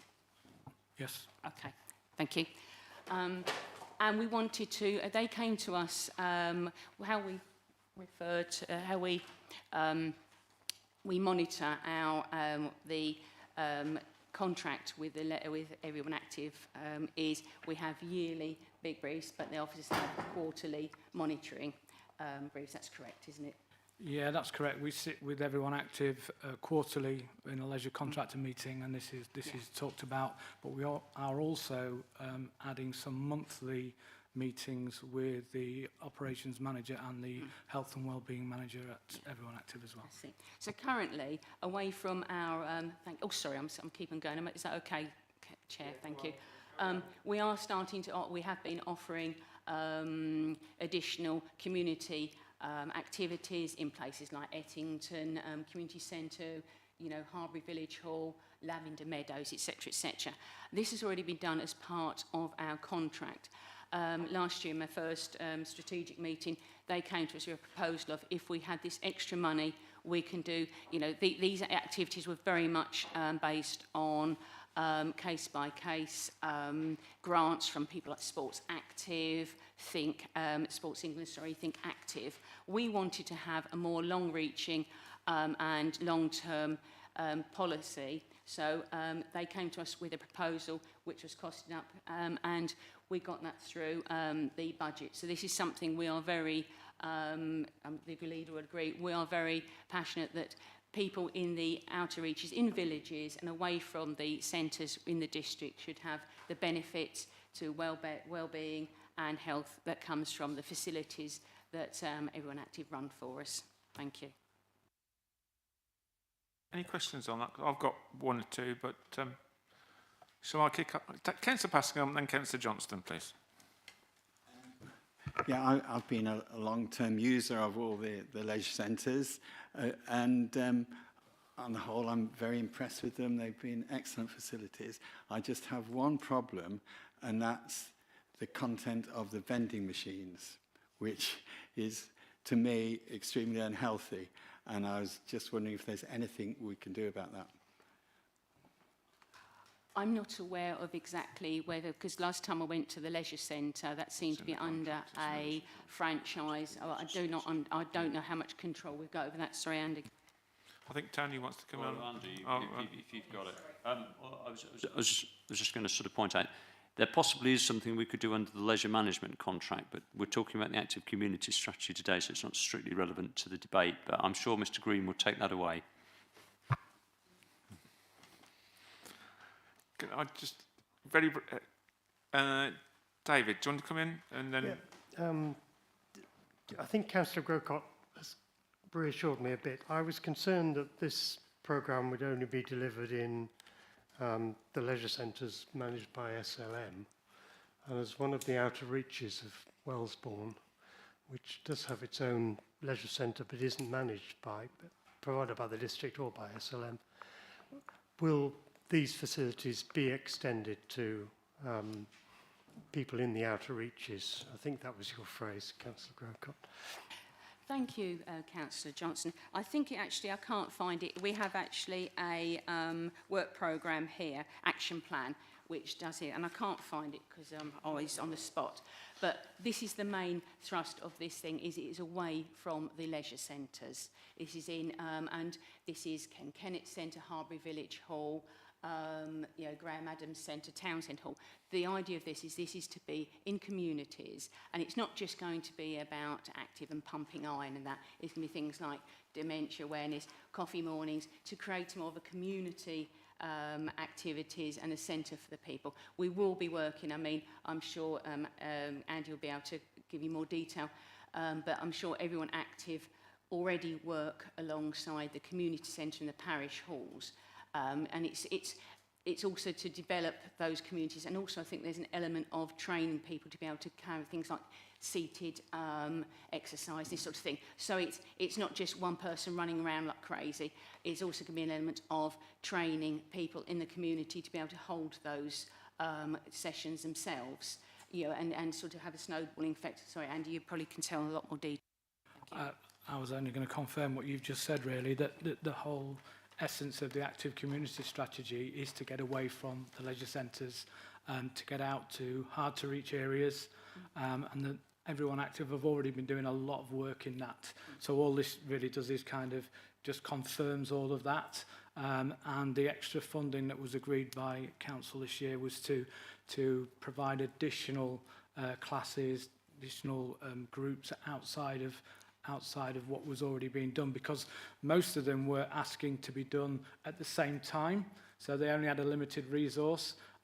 So this allows them to be a bit more flexible in what they deliver, outreach outside of the leisure centres, and it's not designed for them to use it as a hard sell for them to get people into the leisure centres. They recognise that people don't want to go to the leisure centres for certain things, so that's what this is really designed to do. Come back in. I'll come back in now. I think Andy's done quite a fair response on that. I think what I'd like to see about, we've already said earlier in different reports, and we just mentioned on the climate change panel, ongoing, which covers a multitude of sins, and I can understand why, but quite a bit in the report, lots of things are ongoing. So if we could have a bit more detail in the measure of success, it's ongoing, it's going to be reviewed at a certain time. We speak on a quarterly basis, Andy, because I heard you saying that with SLM. So ongoing but reviewed on a quarterly basis because of X, Y and Z. I think that is probably helpful.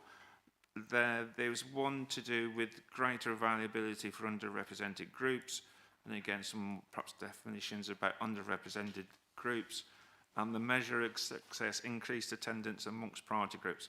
Well, increased attendance could be an extra one in those groups, and yes, we are meeting that measure of success, but are we making a significant difference amongst those groups that we think are underrepresented? So again, perhaps a little bit smarter on that, how and how we monitor that, and what steps are being put place to support the attendance, etc. You've used attendance, whether that's the right phrase, I don't know, but participation, etc., whatever we want to use.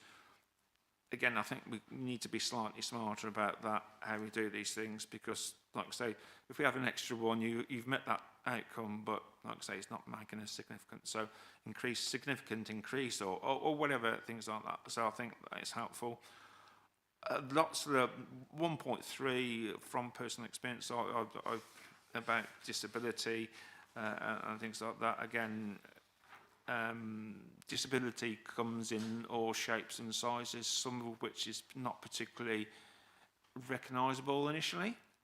So again, how we differentiate between different types of disability, and whether we will have target areas and etc. and that links in with 1.31, doesn't it? So I think that is quite important. And the other thing that I have been advertising, like the free swims for dementia, I think we could perhaps do something amongst ourselves as councillors, or the councillors, to advertise these more. Two, as you can tell from my body, I'm not particularly a attendee at a leisure centre, but what are the leisure centres doing to promote these additional facilities and things available for non-regular attendees? Because if you don't go there, how do you know there's something available for you to go there? Sort of thing. I try not to be too perverse or dense there, but I think that's another point. And what tactics are you using to try and reach the people who are underrepresented as well? So just a few things.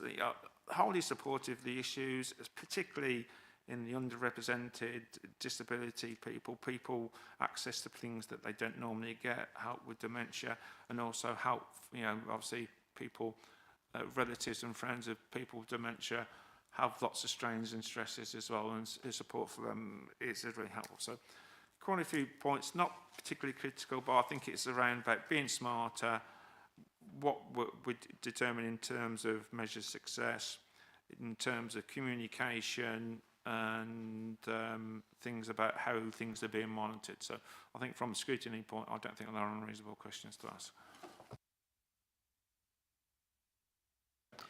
Just actually to put a word of praise in for the district councils on the communications team. They have been putting on Facebook. I know in Ulster, for example, one of the schemes was about a walking group that would allow people, mainly of my age and above, to go 21 for... Councillor Junior. Yeah, absolutely. To go for walks. But it's the communications team has been communicating that via Facebook and by other means, and also to the parish council, and the parish council has been spreading that word.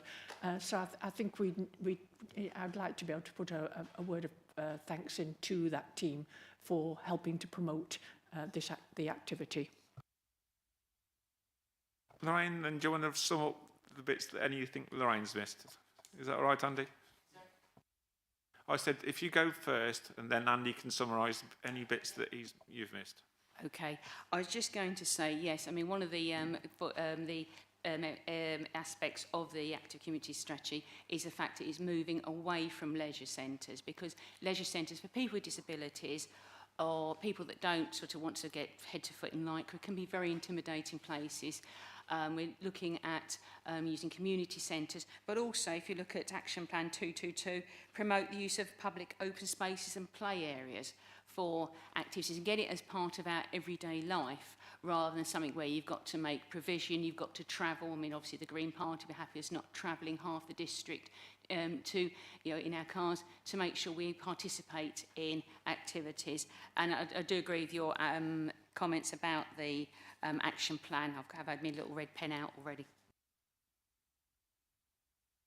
Thank you. And do you want to come in, please, on some of the points I've sort of brought out about the performance? Thank you, Chair.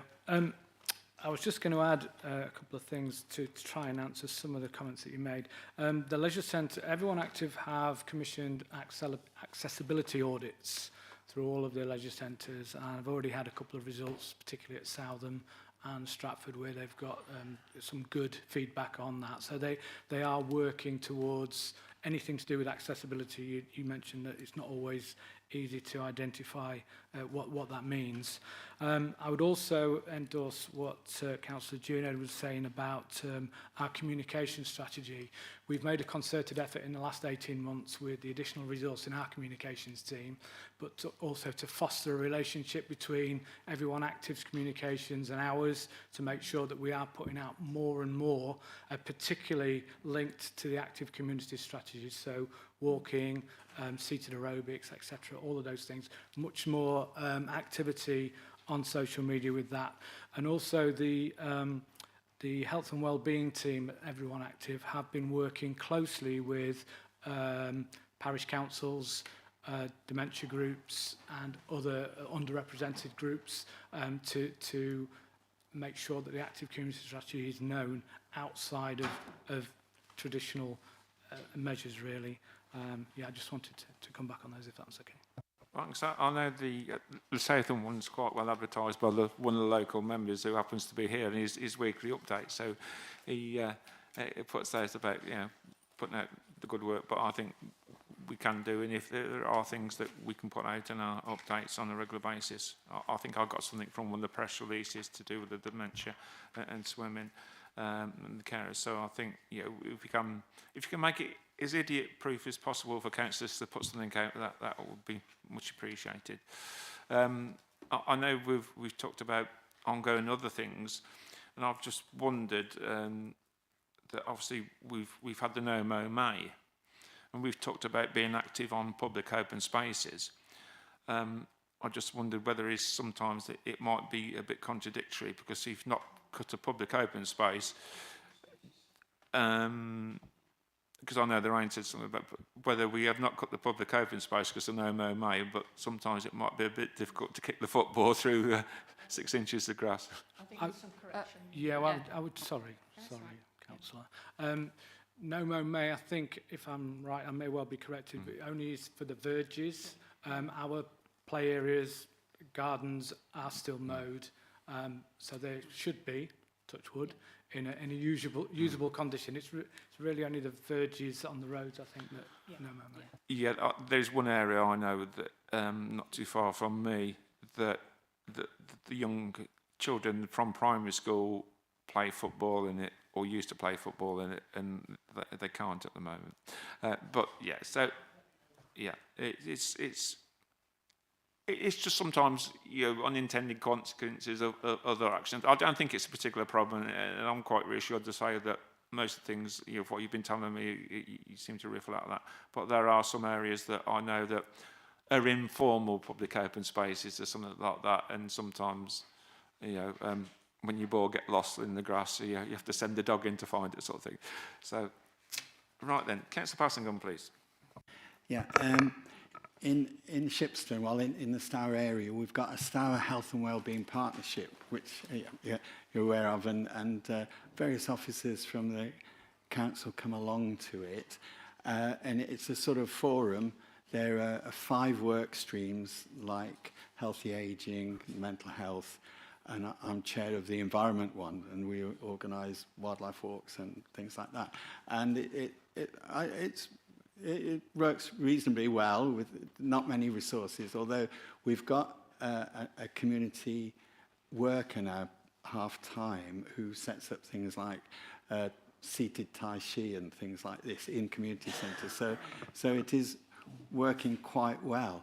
But I understand that there's only one health and wellbeing partnership that's being run by the community in the district. Is that right, or are there other ones? Because it's quite a good way of engaging people in things like the sort of things you're talking about. I would have to come back to you on that one, Councillor, but I will double check on that. All right. Oh, thanks.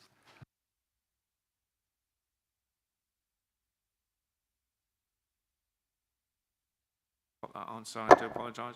I think we can give Andy and Lorraine a break now, because we can move on to the Council Plan and Change Programme resource allocation. That's Mr. Perks is going to open the baton on this one for us. Thank you, Chair. The report that you've got before you today sort of puts a little bit of flesh around how we propose sort of delivering the Council Plan that was recently approved by Council in December. As part of the budget process, 24-25 through to 28-29, there was a new fund established which for implementing the Council Plan and providing resources for the ongoing Council Change Programme. What we've tried to do in the sort of the supplementary sheets that would have been given to you today, because there's been a slight update to the ones that were published in the paper, is to set out how we intend to use certainly the lion's share of that budget for 2.2 sort of million, which will be sort of based around sort of the aspirations that were set out within the Council Plan, as well as picking up some of the other work that we've got to make changes on the Planning Advisory Service report, the staff strategy that was agreed by Council, the Growing Opportunities Plan that was agreed by Council, and making some facilities for the Council's digital strategy, which we are sort of working on at the moment at the request of Council. And also it will pick up sort of any of the findings from the LGA corporate peer review that we recently conducted. So the detail is set out on the attached sheets that were circulated to you earlier today. And I'm sure Councillor Junior would be happy to sort of take any feedback or questions on that. Anybody want, or do you want me to start on this one? Want the accountant to start on the figures then, shall we? Oh, okay. I hope they add up. No, we're not worrying about that. I would take that as read today, Mr. Perks. Yeah, it's just a couple of things. Obviously, the planning advisory says review. That's in there with no figures, but it makes sense because there's no point allocating money unless you know what the review has said.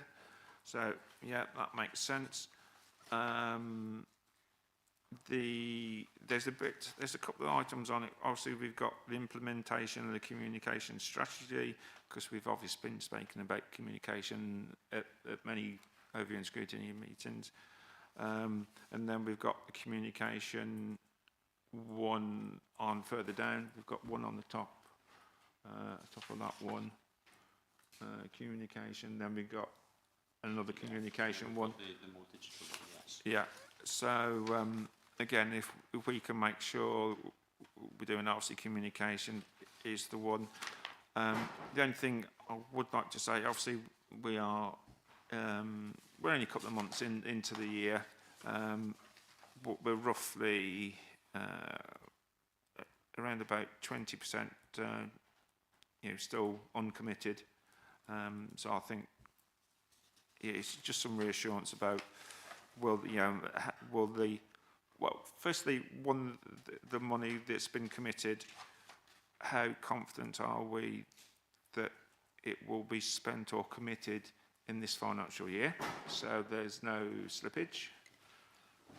If I can take that one first, the plan actually covers the entire period of this administration, so it runs through till 2029, so the figures that you're seeing here and the current sort of uncommitted balance of 638,000 will run over that time period, so it isn't like an annual plan, it runs through. That's fine. And therefore, just following that one on, obviously we put 2.2 million in, and we've committed 1.5 million of that, so that leaves 638,000 uncommitted over the 4 years, the remaining 4 years.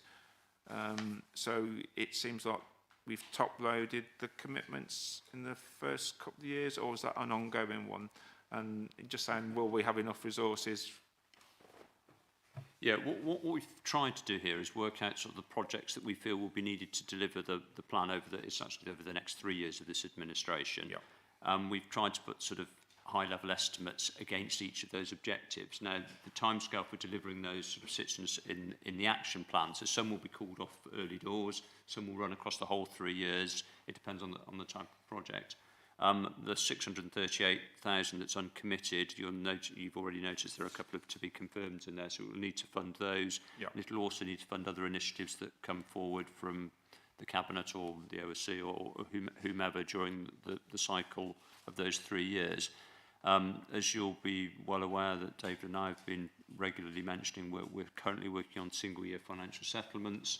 So if those should turn out to be better than we were expecting, we may be able to supplement this and do more over the years, or if we have more austerity, we may need to sort of work within these budgets. So this is our best stab to try and set out a direction for the 3 years, but we'll obviously keep it as a live document as we're working through.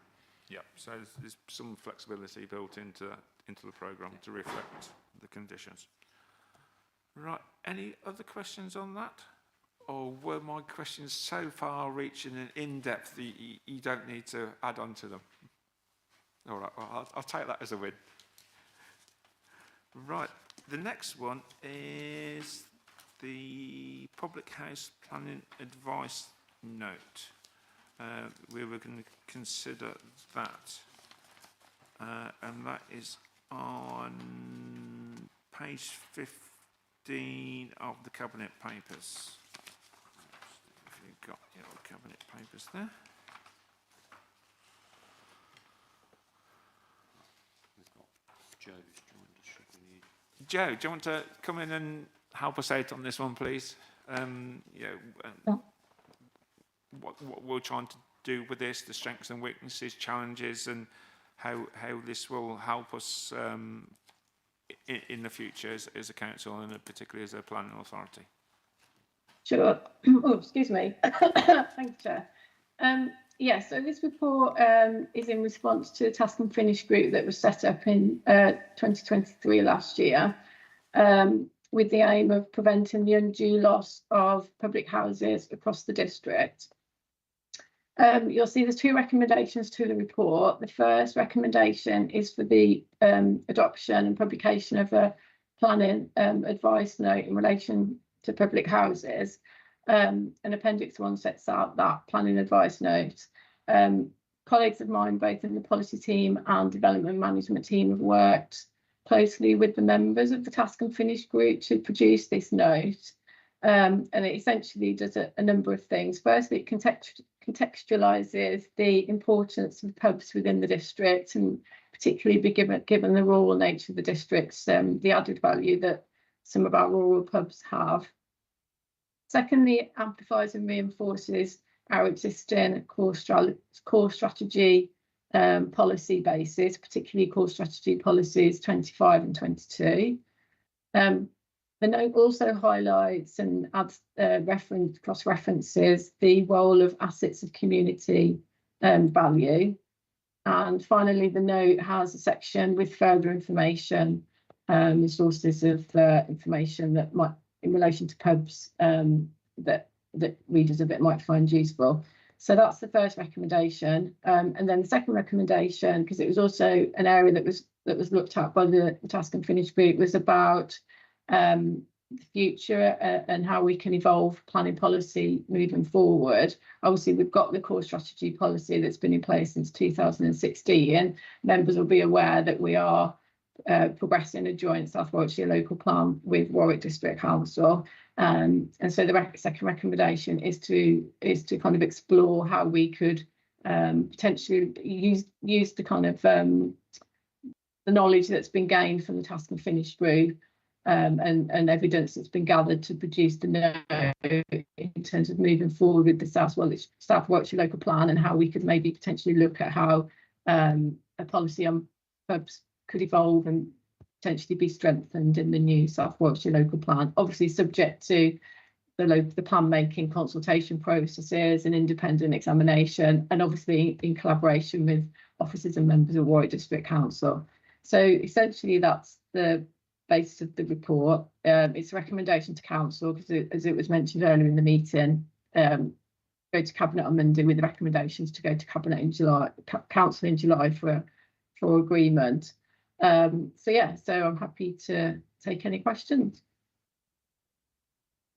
Well, I know we've got two joint chairs of the housing association, the public houses Task and Finish. I've got the housing association one on my brain today. It was, yeah. So, gentlemen, Councillor Littlewood and Councillor Johnston, would you like to comment on this between yourselves? Well, between you rather than just between yourselves. As far as I'm concerned, I would, ask the committee to endorse the proposal. It's not going to protect every pub. There will still be planning applications coming forward for change of use, but this does provide some framework within which we can require developers to justify these decisions, particularly in areas where the local community facilities such as pubs are really important. I agree totally with that. I think the most important thing to see this, and I think Joe already mentioned it, there are two stages to this. This is now not strengthening, but clarifying the real position and the importance of the protection of public houses within the core strategies as exists at the moment. The next phase is, as mentioned, is to go to the South Warwickshire local plan, and when we do that, there are recommendations within the original report which will strengthen further the protections of public houses. Public houses are accepted within the NPPF as being important for social reasons, particularly in rural areas, but not exclusively. And it was quite clear from the work and the evidence taken that urban pubs also act as a very good community centre as well. And I think the work that was carried out was done very well, and I think we should support the officer concerned with that as well.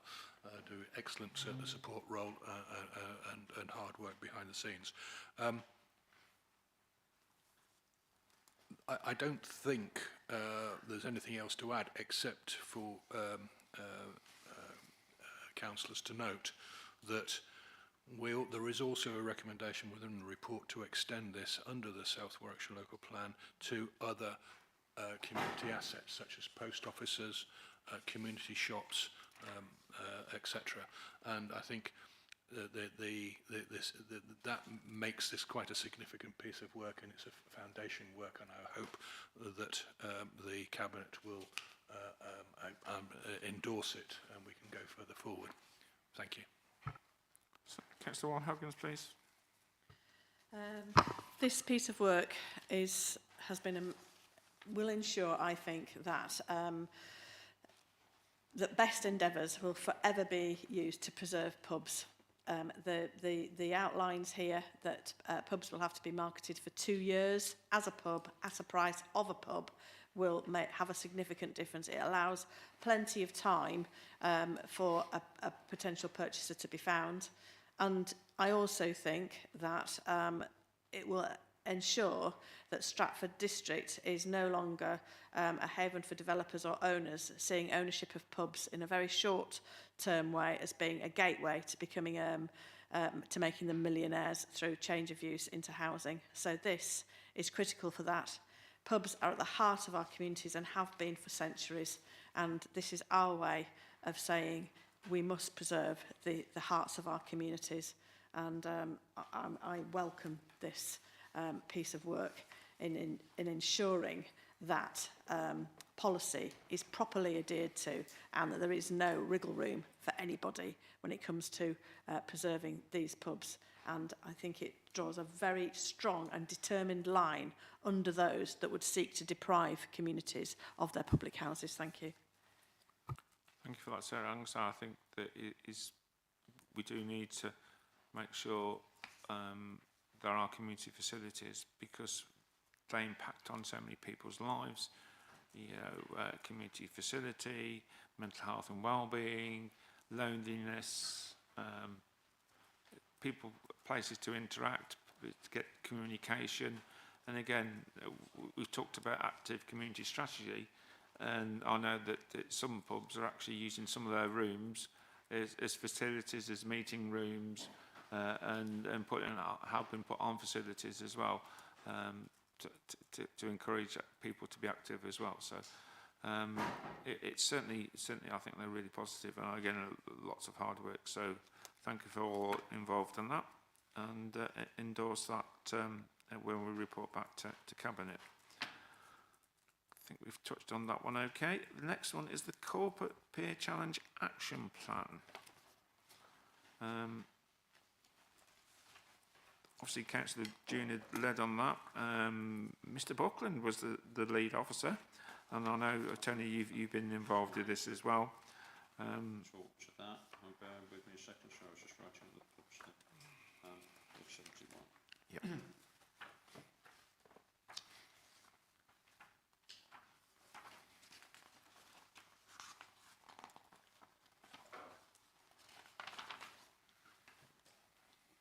Thank you.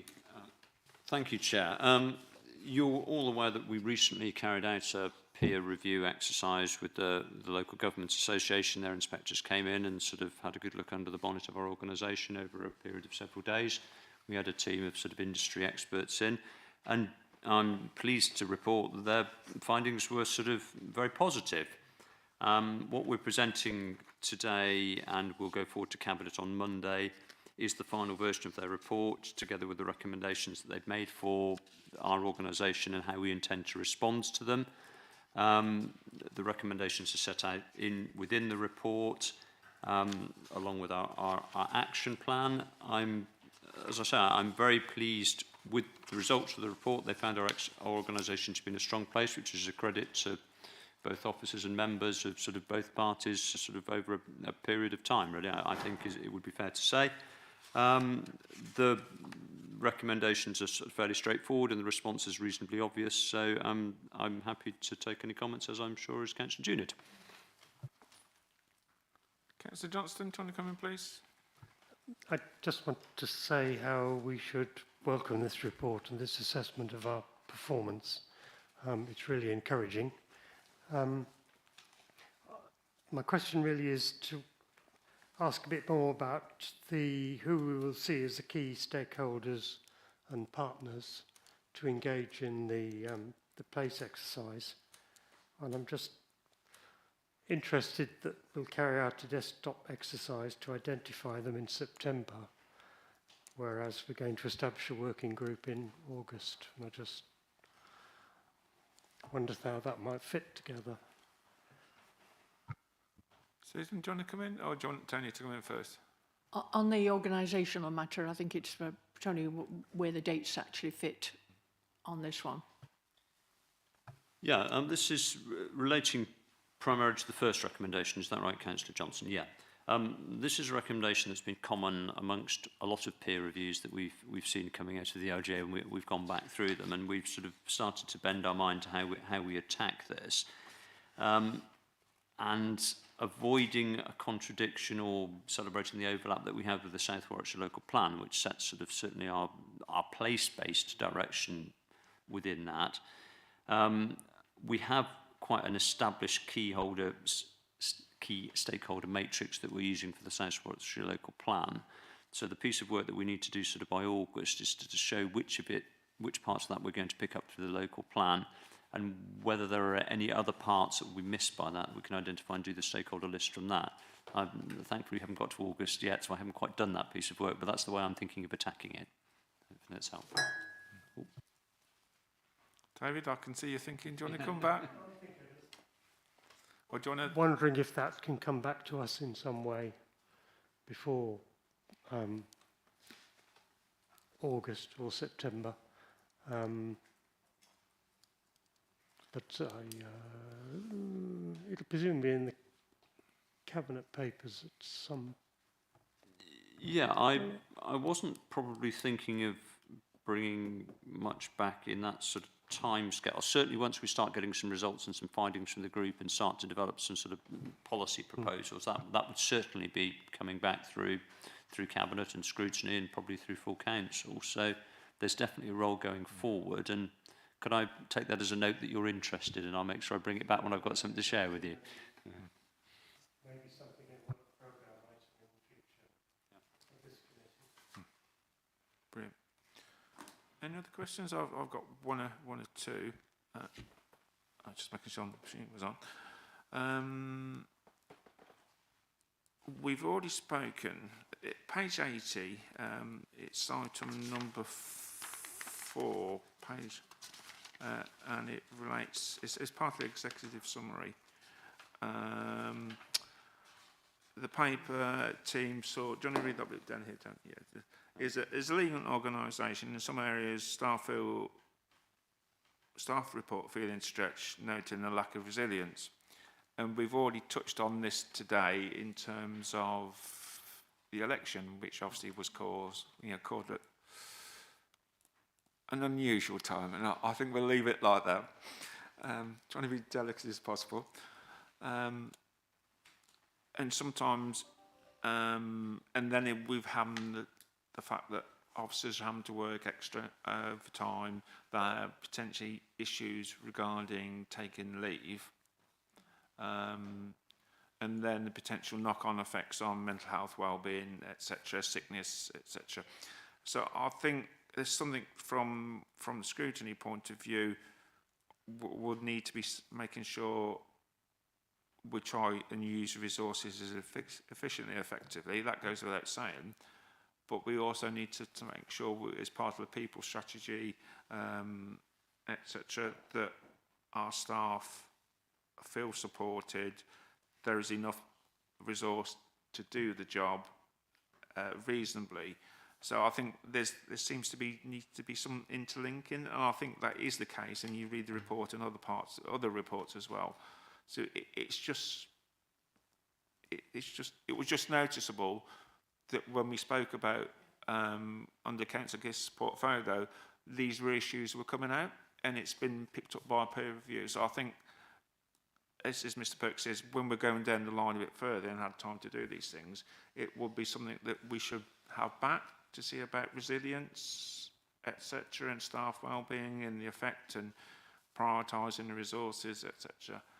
So I think that might be a key point that I think would be fair to raise with Cabinet on Monday. I'm getting a few nods here, which is good. So I think if we are happy that I'll raise that, I think that might be a key point. Going through the key recommendations, there seems to be a common theme about communication. And I know, again, additional resources have been put into that area.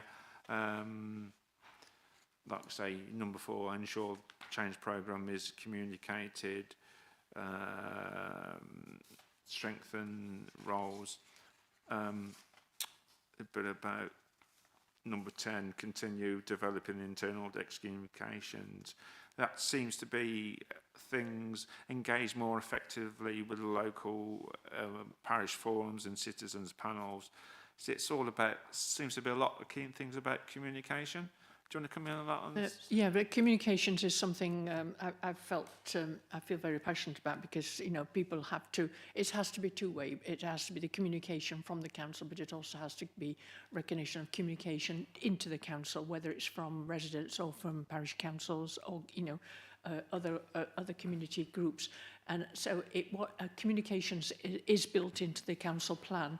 It is also built, a question on communications is in these resident survey that's going to go out almost as we speak to about 10,000 residents, to make sure that we are getting and asking that question: how do you communicate with the council? How do you hear the news from the council?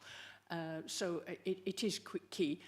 And if you look at some of the change programme, it is about making sure that we get the IT system in place so that we can communicate it better. Make sure that our website, for example, matches the requirements of residents, that for the information that they need and easily, they can find that information easily, and they, you know, can understand what the council's doing, but also that they can communicate to find out what information they need. So we are looking at that. That is part of not only there was an item in the budget, but there was an item in the council plan. There's an item in the survey, and there is an item in the action plan in response to the peer challenge as well. So communication is quite a key part of what we're trying to achieve. Yeah, and we touched about on the council plan and change programme fund. So yeah, I think it's quite important we talk about that. I noticed that one of the issues relates to the draft accounts, and you know, when the accountant hat on, I know things have been outside this council's control, and many councils' control when it comes to getting the accounts audited, and has proved challenging. On that one, I think there's about, my latest information, I believe it's correct, there's about 700 organisations across the country, councils across the country that are having problems with getting the audit done for them by the external auditors. I think Mr. Berkshire might know more about that one, but it is a universal, right across the country problem. Yeah, no, you're right. We are one of approximately 700 organisations waiting for audit resource that was partly due to the audit contract and partly due to COVID and one thing or another. There is an action plan in place now to resolve that, which will give a light touch audit to some of the accounts. And just to sort of warn you, we may possibly get a qualified opinion on that, not because the accounts are wrong, but because they've not been fully audited, which is not something that we're used to having. But the view is that everything will be on track, so from 2025 onwards we can sort of get back to sort of producing accounts in a timely fashion, getting them audited and sort of giving the public the assurance that they can reasonably expect about the use of their money. And because you know, obviously I've worked in the industry and local government and helped produce statements of accounts and that, I always felt that at times the amount of information and detail are overly complex, overly complicated, and it's my opinion that I might be in a minority here, a significant minority, but I think the complexity of the accounts is added to the stress of getting them audited, and the value of the complexity of the accounts isn't seen or isn't viewed by members of the public. I'm not sure how many people would look at the statement of account and notes to the accounts of the produced by the council. So, and in effect, we've seen, seems to have gone full circle by going round by having a light touch, because they haven't got the resources or the time to do this. So it's sort of like defeated the object. So rather than having a more simplified version of the accounts, which again can be transparent and meet all the needs, might have been, might be the way forward. But obviously, I'm probably in a minority. But I think because they've become overly complicated, it's created an industry of itself, and then that industry has not been able to meet the needs of the councils, and therefore we've had to go for a light touch. Whereas if we'd had a less complicated set of accounts, we wouldn't have had to do it. So, sorry, Councillor Jude, I've rambled on. Just can I, unless there's other questions, can I just say a big thank you to all the staff and all the officers at the District Council who helped with the peer review. Many of the comments that are in the peer review challenge are there because we do have such strong, and capable members of staff that helped run this council. So could I just say publicly my thanks to them. David, did you indicate something to come in, please? Councillor Curtis? I know from an accounting point of view, portfolio. Yes, I'll just a little update I'd had from a meeting with Richard about a month ago. Ernst & Young expect to sign off the 22-23 accounts by September 24. And Assets, the 23, who are the new accountants that we've taken on, Assets will be signing off the 23-24 accounts by May 25. Though Richard had commented that all this compression is adding considerably to the workload in the finance department at the moment. And because the accounts are going to be qualified, he said that Assets will also need to go back and look at some of the work that was undertaken in 22-23, just to ensure that they will be happy with the position going forward. So as has been said, we're not the only local authority in this situation, but we are getting there. And as you say, by 2025, we should no longer be looking at qualified accounts, hopefully qualified accountants, but not qualified accounts by that stage. I hope that's helpful, Chair. Thank you. Yeah, no, and again, it's just fine the point that, we have to try and protect our staff as well. Things happening outside our control isn't making it difficult as well. So that's very helpful. And again, apologies for my ramblings. And no other points on that. I'll just lighten the mood on this, because a few years ago, I mentioned something about a peer review at Stratford District Council, and somebody said to me, why are they doing a peer review at Stratford? Because there's no peers there. But that did make me smile. That was quite a long while ago. And that was probably in a public house. So it just shows the importance of public houses, and we're linking peer reviews to public houses. So, a community facility. And the last one on the agenda is the 23-24 year-end performance report, which is on year-end performance, page 53. Yeah, brilliant. So, any comments on that we'd like to bring up? I know we've got Simon about some, I'm sure I've seen him on the screen somewhere, or perhaps I've imagined it, but Who's that? Simon, you came in. I know I'd seen you somewhere. I thought, he's on the screen. Always a better in the flesh, Simon. You obviously look a lot younger in person. Thank you for coming. Any comments on the... Simon, do you want to just put some brief highlights, and then we'll come in with some questions, please. Thank you, Chair. Yes, this is obviously the performance report for Q4 23-24, which obviously includes the end-of-year sum up as well. It's only the key performance indicators. The council plan will obviously start reporting on those actions in Q1 of 24-25. There are 21 performance indicators that we monitored in year 3, 16 are council plan objectives, and 5 are corporate health. Currently, there were 19 of them that were actually we could report on, of which 12 were achieved and 7 were not achieved.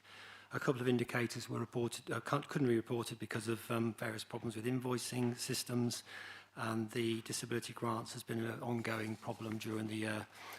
There has been an annex written by my colleague, the head of service for area, to explain it. Basically, the report is there just for anybody who wants to comment on the areas that haven't been achieved. I don't know. That's what we normally do here. Thank you.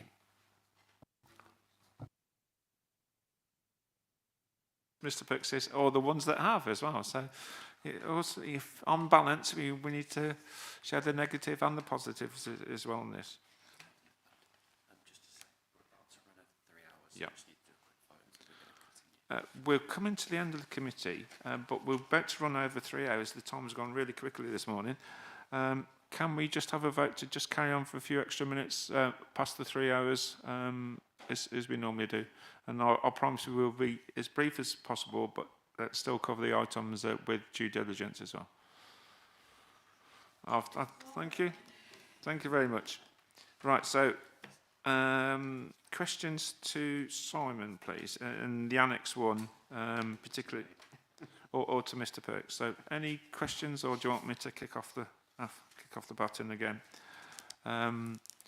Obviously, we'll start with the negatives.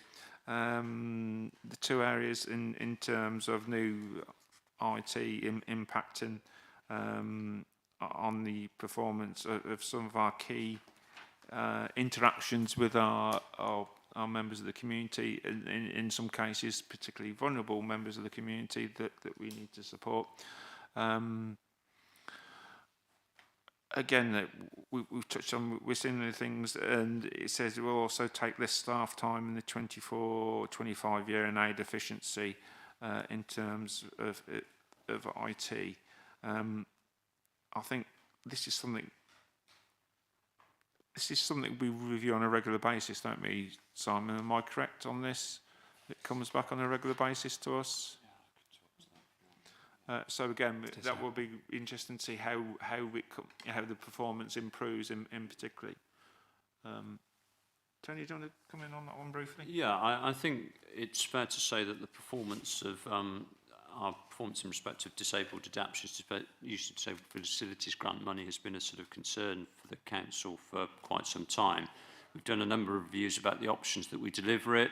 And having been round the houses quite a few times, we keep coming back to Heart is probably still the best option. That was debated sort of very thoroughly by Cabinet sort of relatively recently, and we've gone back to Heart, as that seems to be the most effective way of delivering it. It still isn't delivering as well as we like. I think the picture is improving, and I think it should continue to improve, but we do need to keep our eye on it to make sure that that does happen.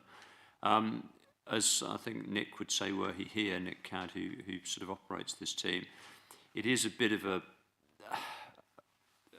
two-sided debate. There is a sum of money to be spent on DFGs throughout the year. If you had amazing performances, did them all, speed isn't the only sort of measure. If you did them all in month 1, we'd then sit for 11 months waiting for some more funding. But we do need to get things across the year. The comfort I took from this report is, I think, I haven't got the figure right in front of me, but I think we did spend 93% of the budget, so nearly all the money we had available was spent within the year, which is, it's not 100%, but it's certainly an improvement on sort of where we've been before. But you're right in terms of keeping your eye on it as a scrutiny committee. I think this is it's a key area that affects sort of vulnerable people in society. We have a duty to do it. It's still not perfect, but it's an improving picture. Councillor Wally-Hoggins, then Councillor Johnson, please.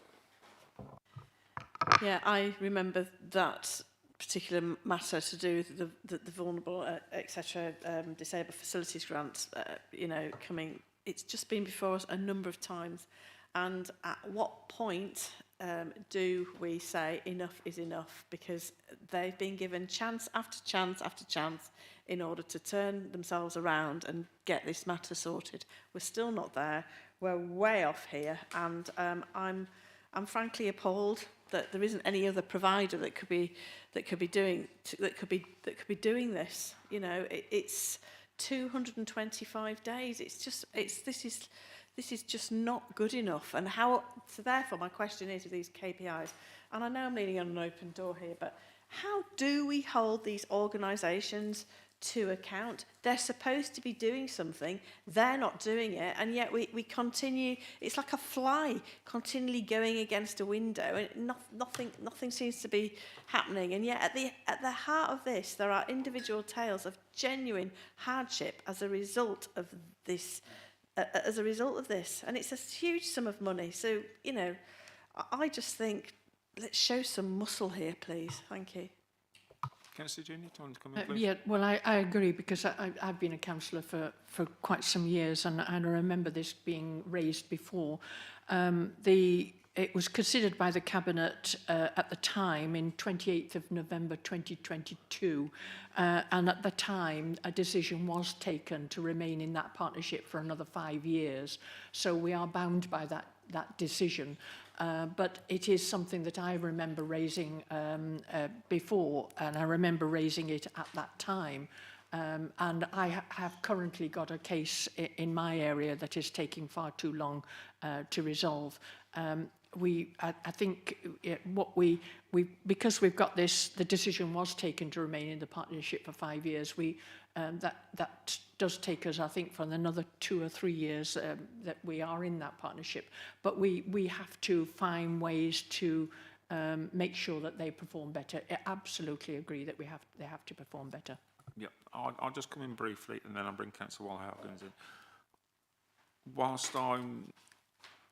Whilst I'm appreciative of the fact that if organisations are coming here to speak to us, they're away from the coalface and they're not able to do some improvement work.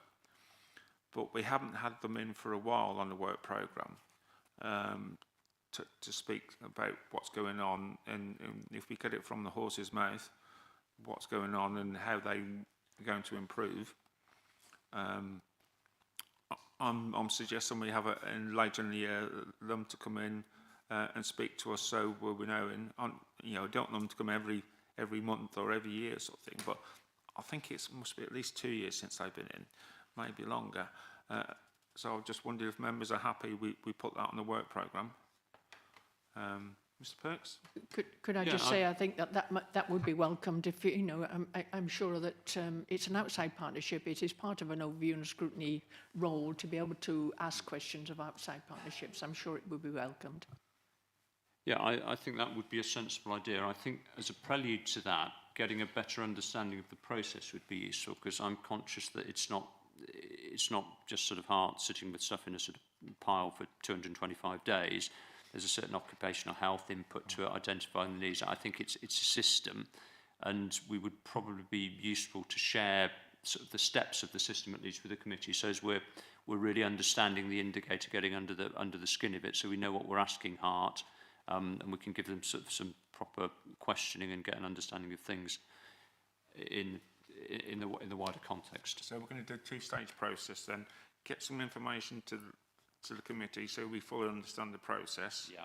And then once we've done that, once we've done our homework, we know what we're talking about, and then get them in to speak and hold them to account and ask challenging and professional questions to them. Yes, that seems sensible. Councillor Walhogans, please. I'm sorry to press this massive. It's all very well and good saying that in 2022 Cabinet made a decision and we're stuck with that for 5 years. In 2022 Cabinet will have made a decision in good faith that these people were going to do a decent job. They're clearly not doing that, and I get the fact that we're going to bring them back to OSC, but you know, you can terminate a contract at any time if they're not doing what they're being contracted to do. They're not doing it, so we need to really let them know that we're holding them to account.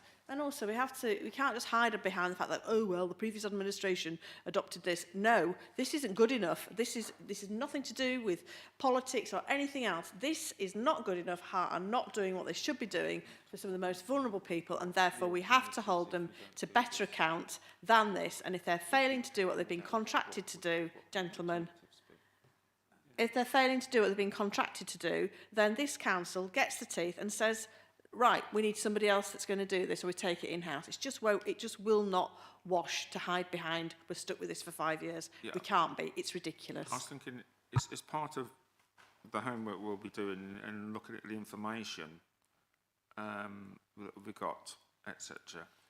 One of the items we could potentially look at is what's the alternative.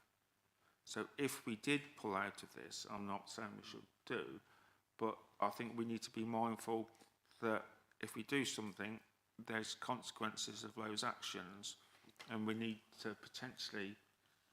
I'm wondering if it would suit a task and finish group almost, because it's not a black and white issue that because I don't think it's a complete failure. 92.8% of the budget available for that work was spent within the time it was spent. So that 225 days, if you're in need of something, is completely unacceptable. That could be 225 days that you haven't been able to access, say, a shower or whatever else it is that they do. It is just that, it's the time frame. I'm not talking about spending the money yet, but it's that time frame then. I'd like to see a comparison with other districts that are not associated with Hart and what the timings are for them. I don't think that's unreasonable to have a comparison for those not using Hart and the length of time it's taking for them to be achieved. Thank you. Marcia, do you want to come in, please? And I've got a potential idea. Thank you, Chair. I understand the concern in the room, and as the officer in the room, all I would say is if there is to be a contractual review, we need to think about that very carefully, and it might need a more detailed discussion confidentially about the issues. So, again, one of the items that we can do, and I think it would cover probably both items as well, is that we need to get some more information, fully understand, before they came in. Can I just finish this? Otherwise I'll lose my thread. I think if we had a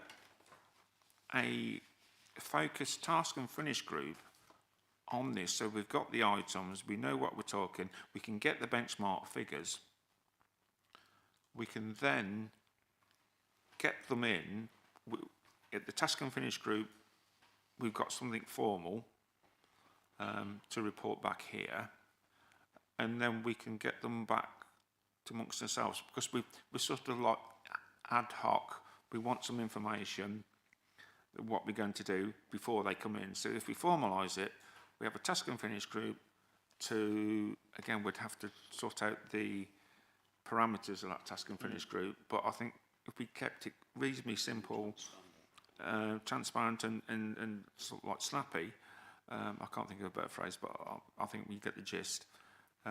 We could then, once we've had that, get them in towards the end of the financial year, and that will serve two purposes. One, it'll give us time to do the work, and two, we'll be able to say how much they spent towards the end of the year or how much they've committed.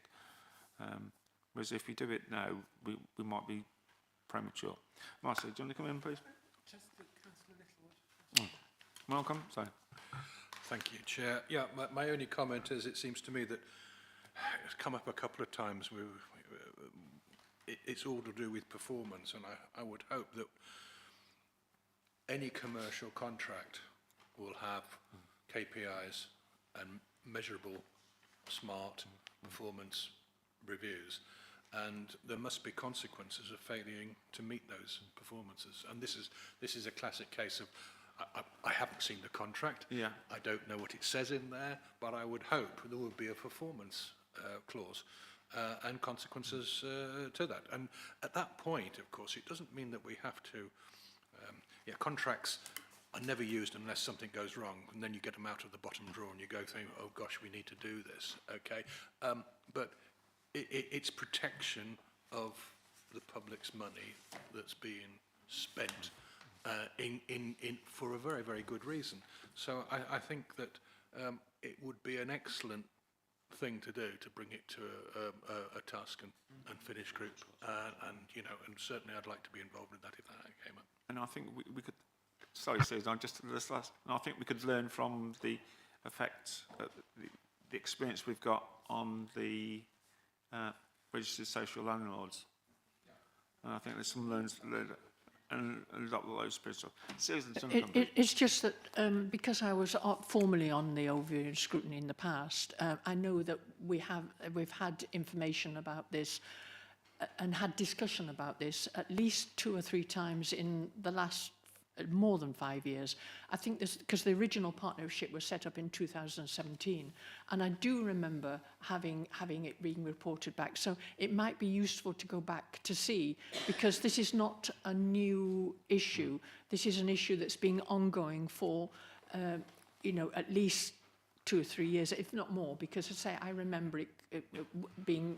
We have a member of the council's private sector housing team who is a member of that on the seconded to the team at the Heart team, and we can get information from them as well. I say it has been there have been issues with this almost ever since it was formed in 2017. So it might be worth looking back on the history of reporting back to the overview and scrutiny over the years. And I think if we do a task and finish group, we can actually go back.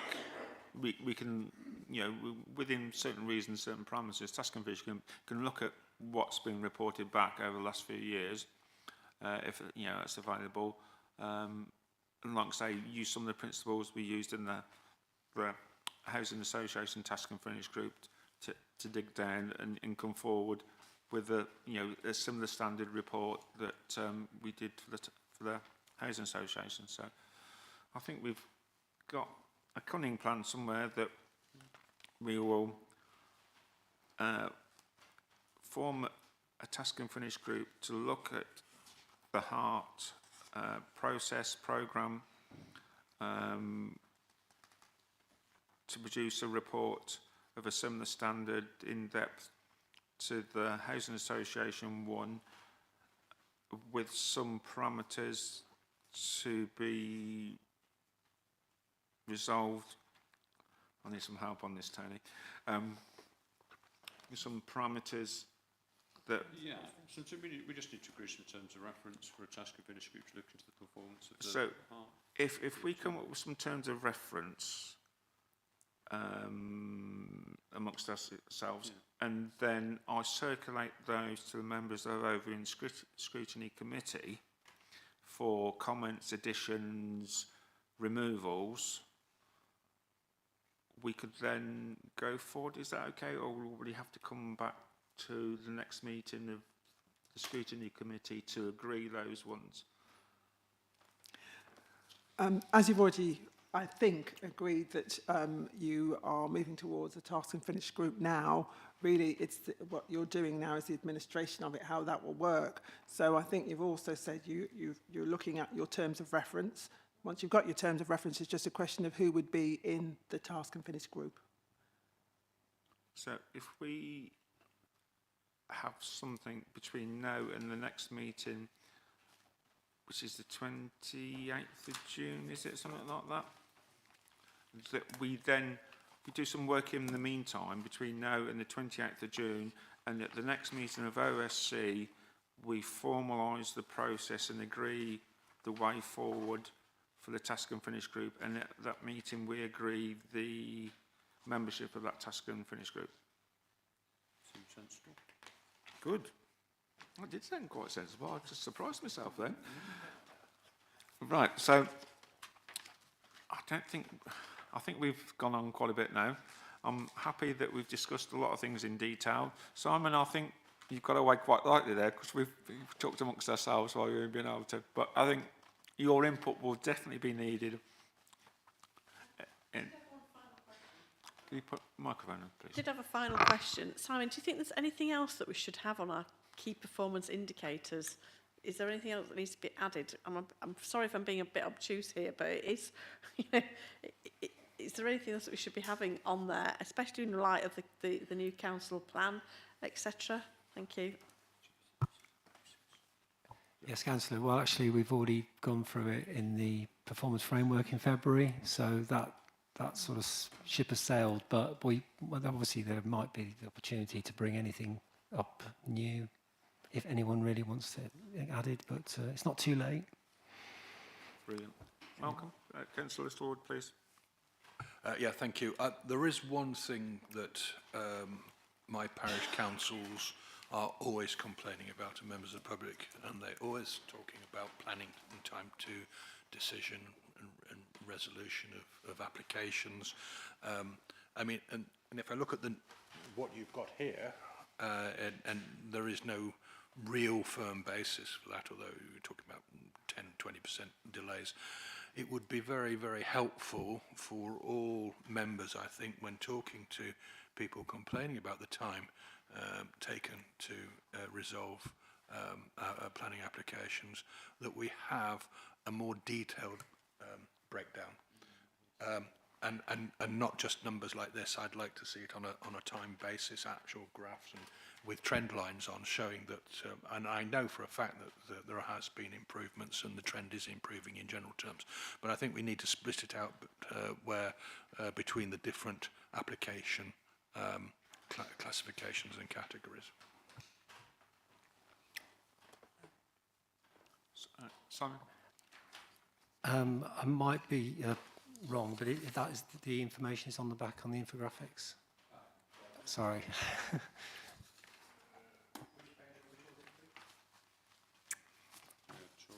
Appendix 2 on the, I haven't got the numbers. Agenda, page 64, I think.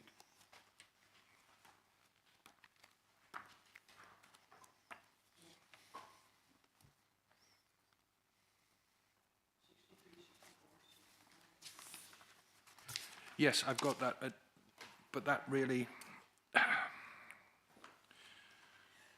maybe it's me, but I would have thought that we needed to split it out by the different categories, which is what I'm talking about. So if you've got listed building consent decisions and an ordinary full FUL applications and things like that, they need to be separated out.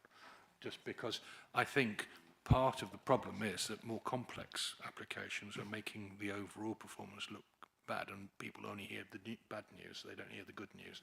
So I think from a point of view, for the planning department's point of view, it would be good to be a little bit more clear in what the performance looks like. I think, Chair, what I'm trying to say is I'm not criticising, I'm advocating. It's helpful, trying to be helpful, but yeah. I think Mr. Perks is making a note of that, and we'll look into those. Sorry, Chair, just to add to that, I think there's some interesting, the way it's been put actually I think is quite telling. It's, sorry, you've just the previous page. I thought this is quite interesting. As someone who's submitting plenty of planning applications in Stratford District Council over my time, it's, here we go, it says... was this poacher turned gamekeeper? Sorry, something like that, yes. Or agreed extension of time. I'd like to see a breakdown of planning applications that are actually decided within the constituted period of 8 weeks and split that out to those that have agreed extension of time. As soon as, like I said, submitting planning applications, I'm not going to turn down an extension of time from a planning officer at request at risk of having my planning application rejected. You kind of got a gun to your head a little bit. So I'd be really, I'm not sure if that, again, I'm not, like you say, I'm not I don't want to criticise, but I just want to get behind some of the information there. And I think the point you make about different types of applications is really valid, particularly those listed building consent. Now, whether this is true or not, I've been told along the grapevine that conservation officers aren't always being consulted on some plan applications due to time and resource, which is a huge concern. I have one in Ilmington, for example, that was the case. So therefore, that could be causing delays as well. So it's just getting behind some of these numbers, I think, particularly on a planning point of view, would be really helpful. Mr. Perks is kindly agreed, after I've twisted his arm, to give the committee some more information around some of our concerns and what we can and what's practical to do quite quickly and what might need a bit of a long-term solution. Is that quite reasonable, Mr. Perks, or not too unreasonable for you? We'll certainly come back with something. Yeah. Simon, are you happy? Yeah, yes, Chair, I just speak to our planning colleagues, so yeah. Hopefully I'll be able to do that for you, yeah. Brilliant. Anything else on that before we move on to the next item on the agenda, which is the work... Councillor Johnson, you keep on hiding again. Sorry about that. Keep on throwing stuff at me. It's late, but I just wanted to say that I've been looking forward to answers to the concerns on the use of bed and breakfast and bringing One Evesham Place into line, and on Home Choice Plus, because we have the Cabinet member question time on housing at the next meeting. Yes, in terms of the One Evesham Place, I can give you an update. We are, I think it's either this Friday or today, or next Friday, due to get the contractors' proposals, the costs in for doing that, so that project is very much live, and we'll be looking to bring that on stream by at the end of this year, very early next year, depending on the contractors' proposals that we get in. Yes, and I know there is work ongoing on Home Choice Plus, which I'm sure the portfolio holder will be happy to share with you next time. Brilliant, thank you for that. Item 10, the work plan. I think we've spoken about the task and finish group for, on heart. So I think if we have that on the next agenda on the 28th, so we can formulate the makeup of that committee, that task and finish group. And then, because again, no matter what we do, we've had a big agenda. We've had quite a few items from the cabinet meeting. Five is quite, but there was 5 ones that I thought we needed to discuss, and it's brought out some other issues that have been really important and created the potential for the task and finish group. So I think if we put that onto the working programme for the next meeting, and then if we have more time, we can then review things to do with heart and bring them in. So if you're happy with that, Councillor Johnson? I guess it's hugely disappointing that the County Council highways can't come forward until whatever, October, November it was. On the unscheduled items, there's the update on the Stratford-on-Avon transport strategy, which I think has been around for a while, but not ever managed to get to this committee. And I guess what I'd like to suggest is that we try and bring that forward into the autumn. I think it's relevant for the South Warwickshire local plan, and maybe we roll up roadworks and other transport strategy matters. Yeah. But to try and do that in September, October, rather than sometime never, which is where it is at the moment. It is the same. It's the same portfolio holder.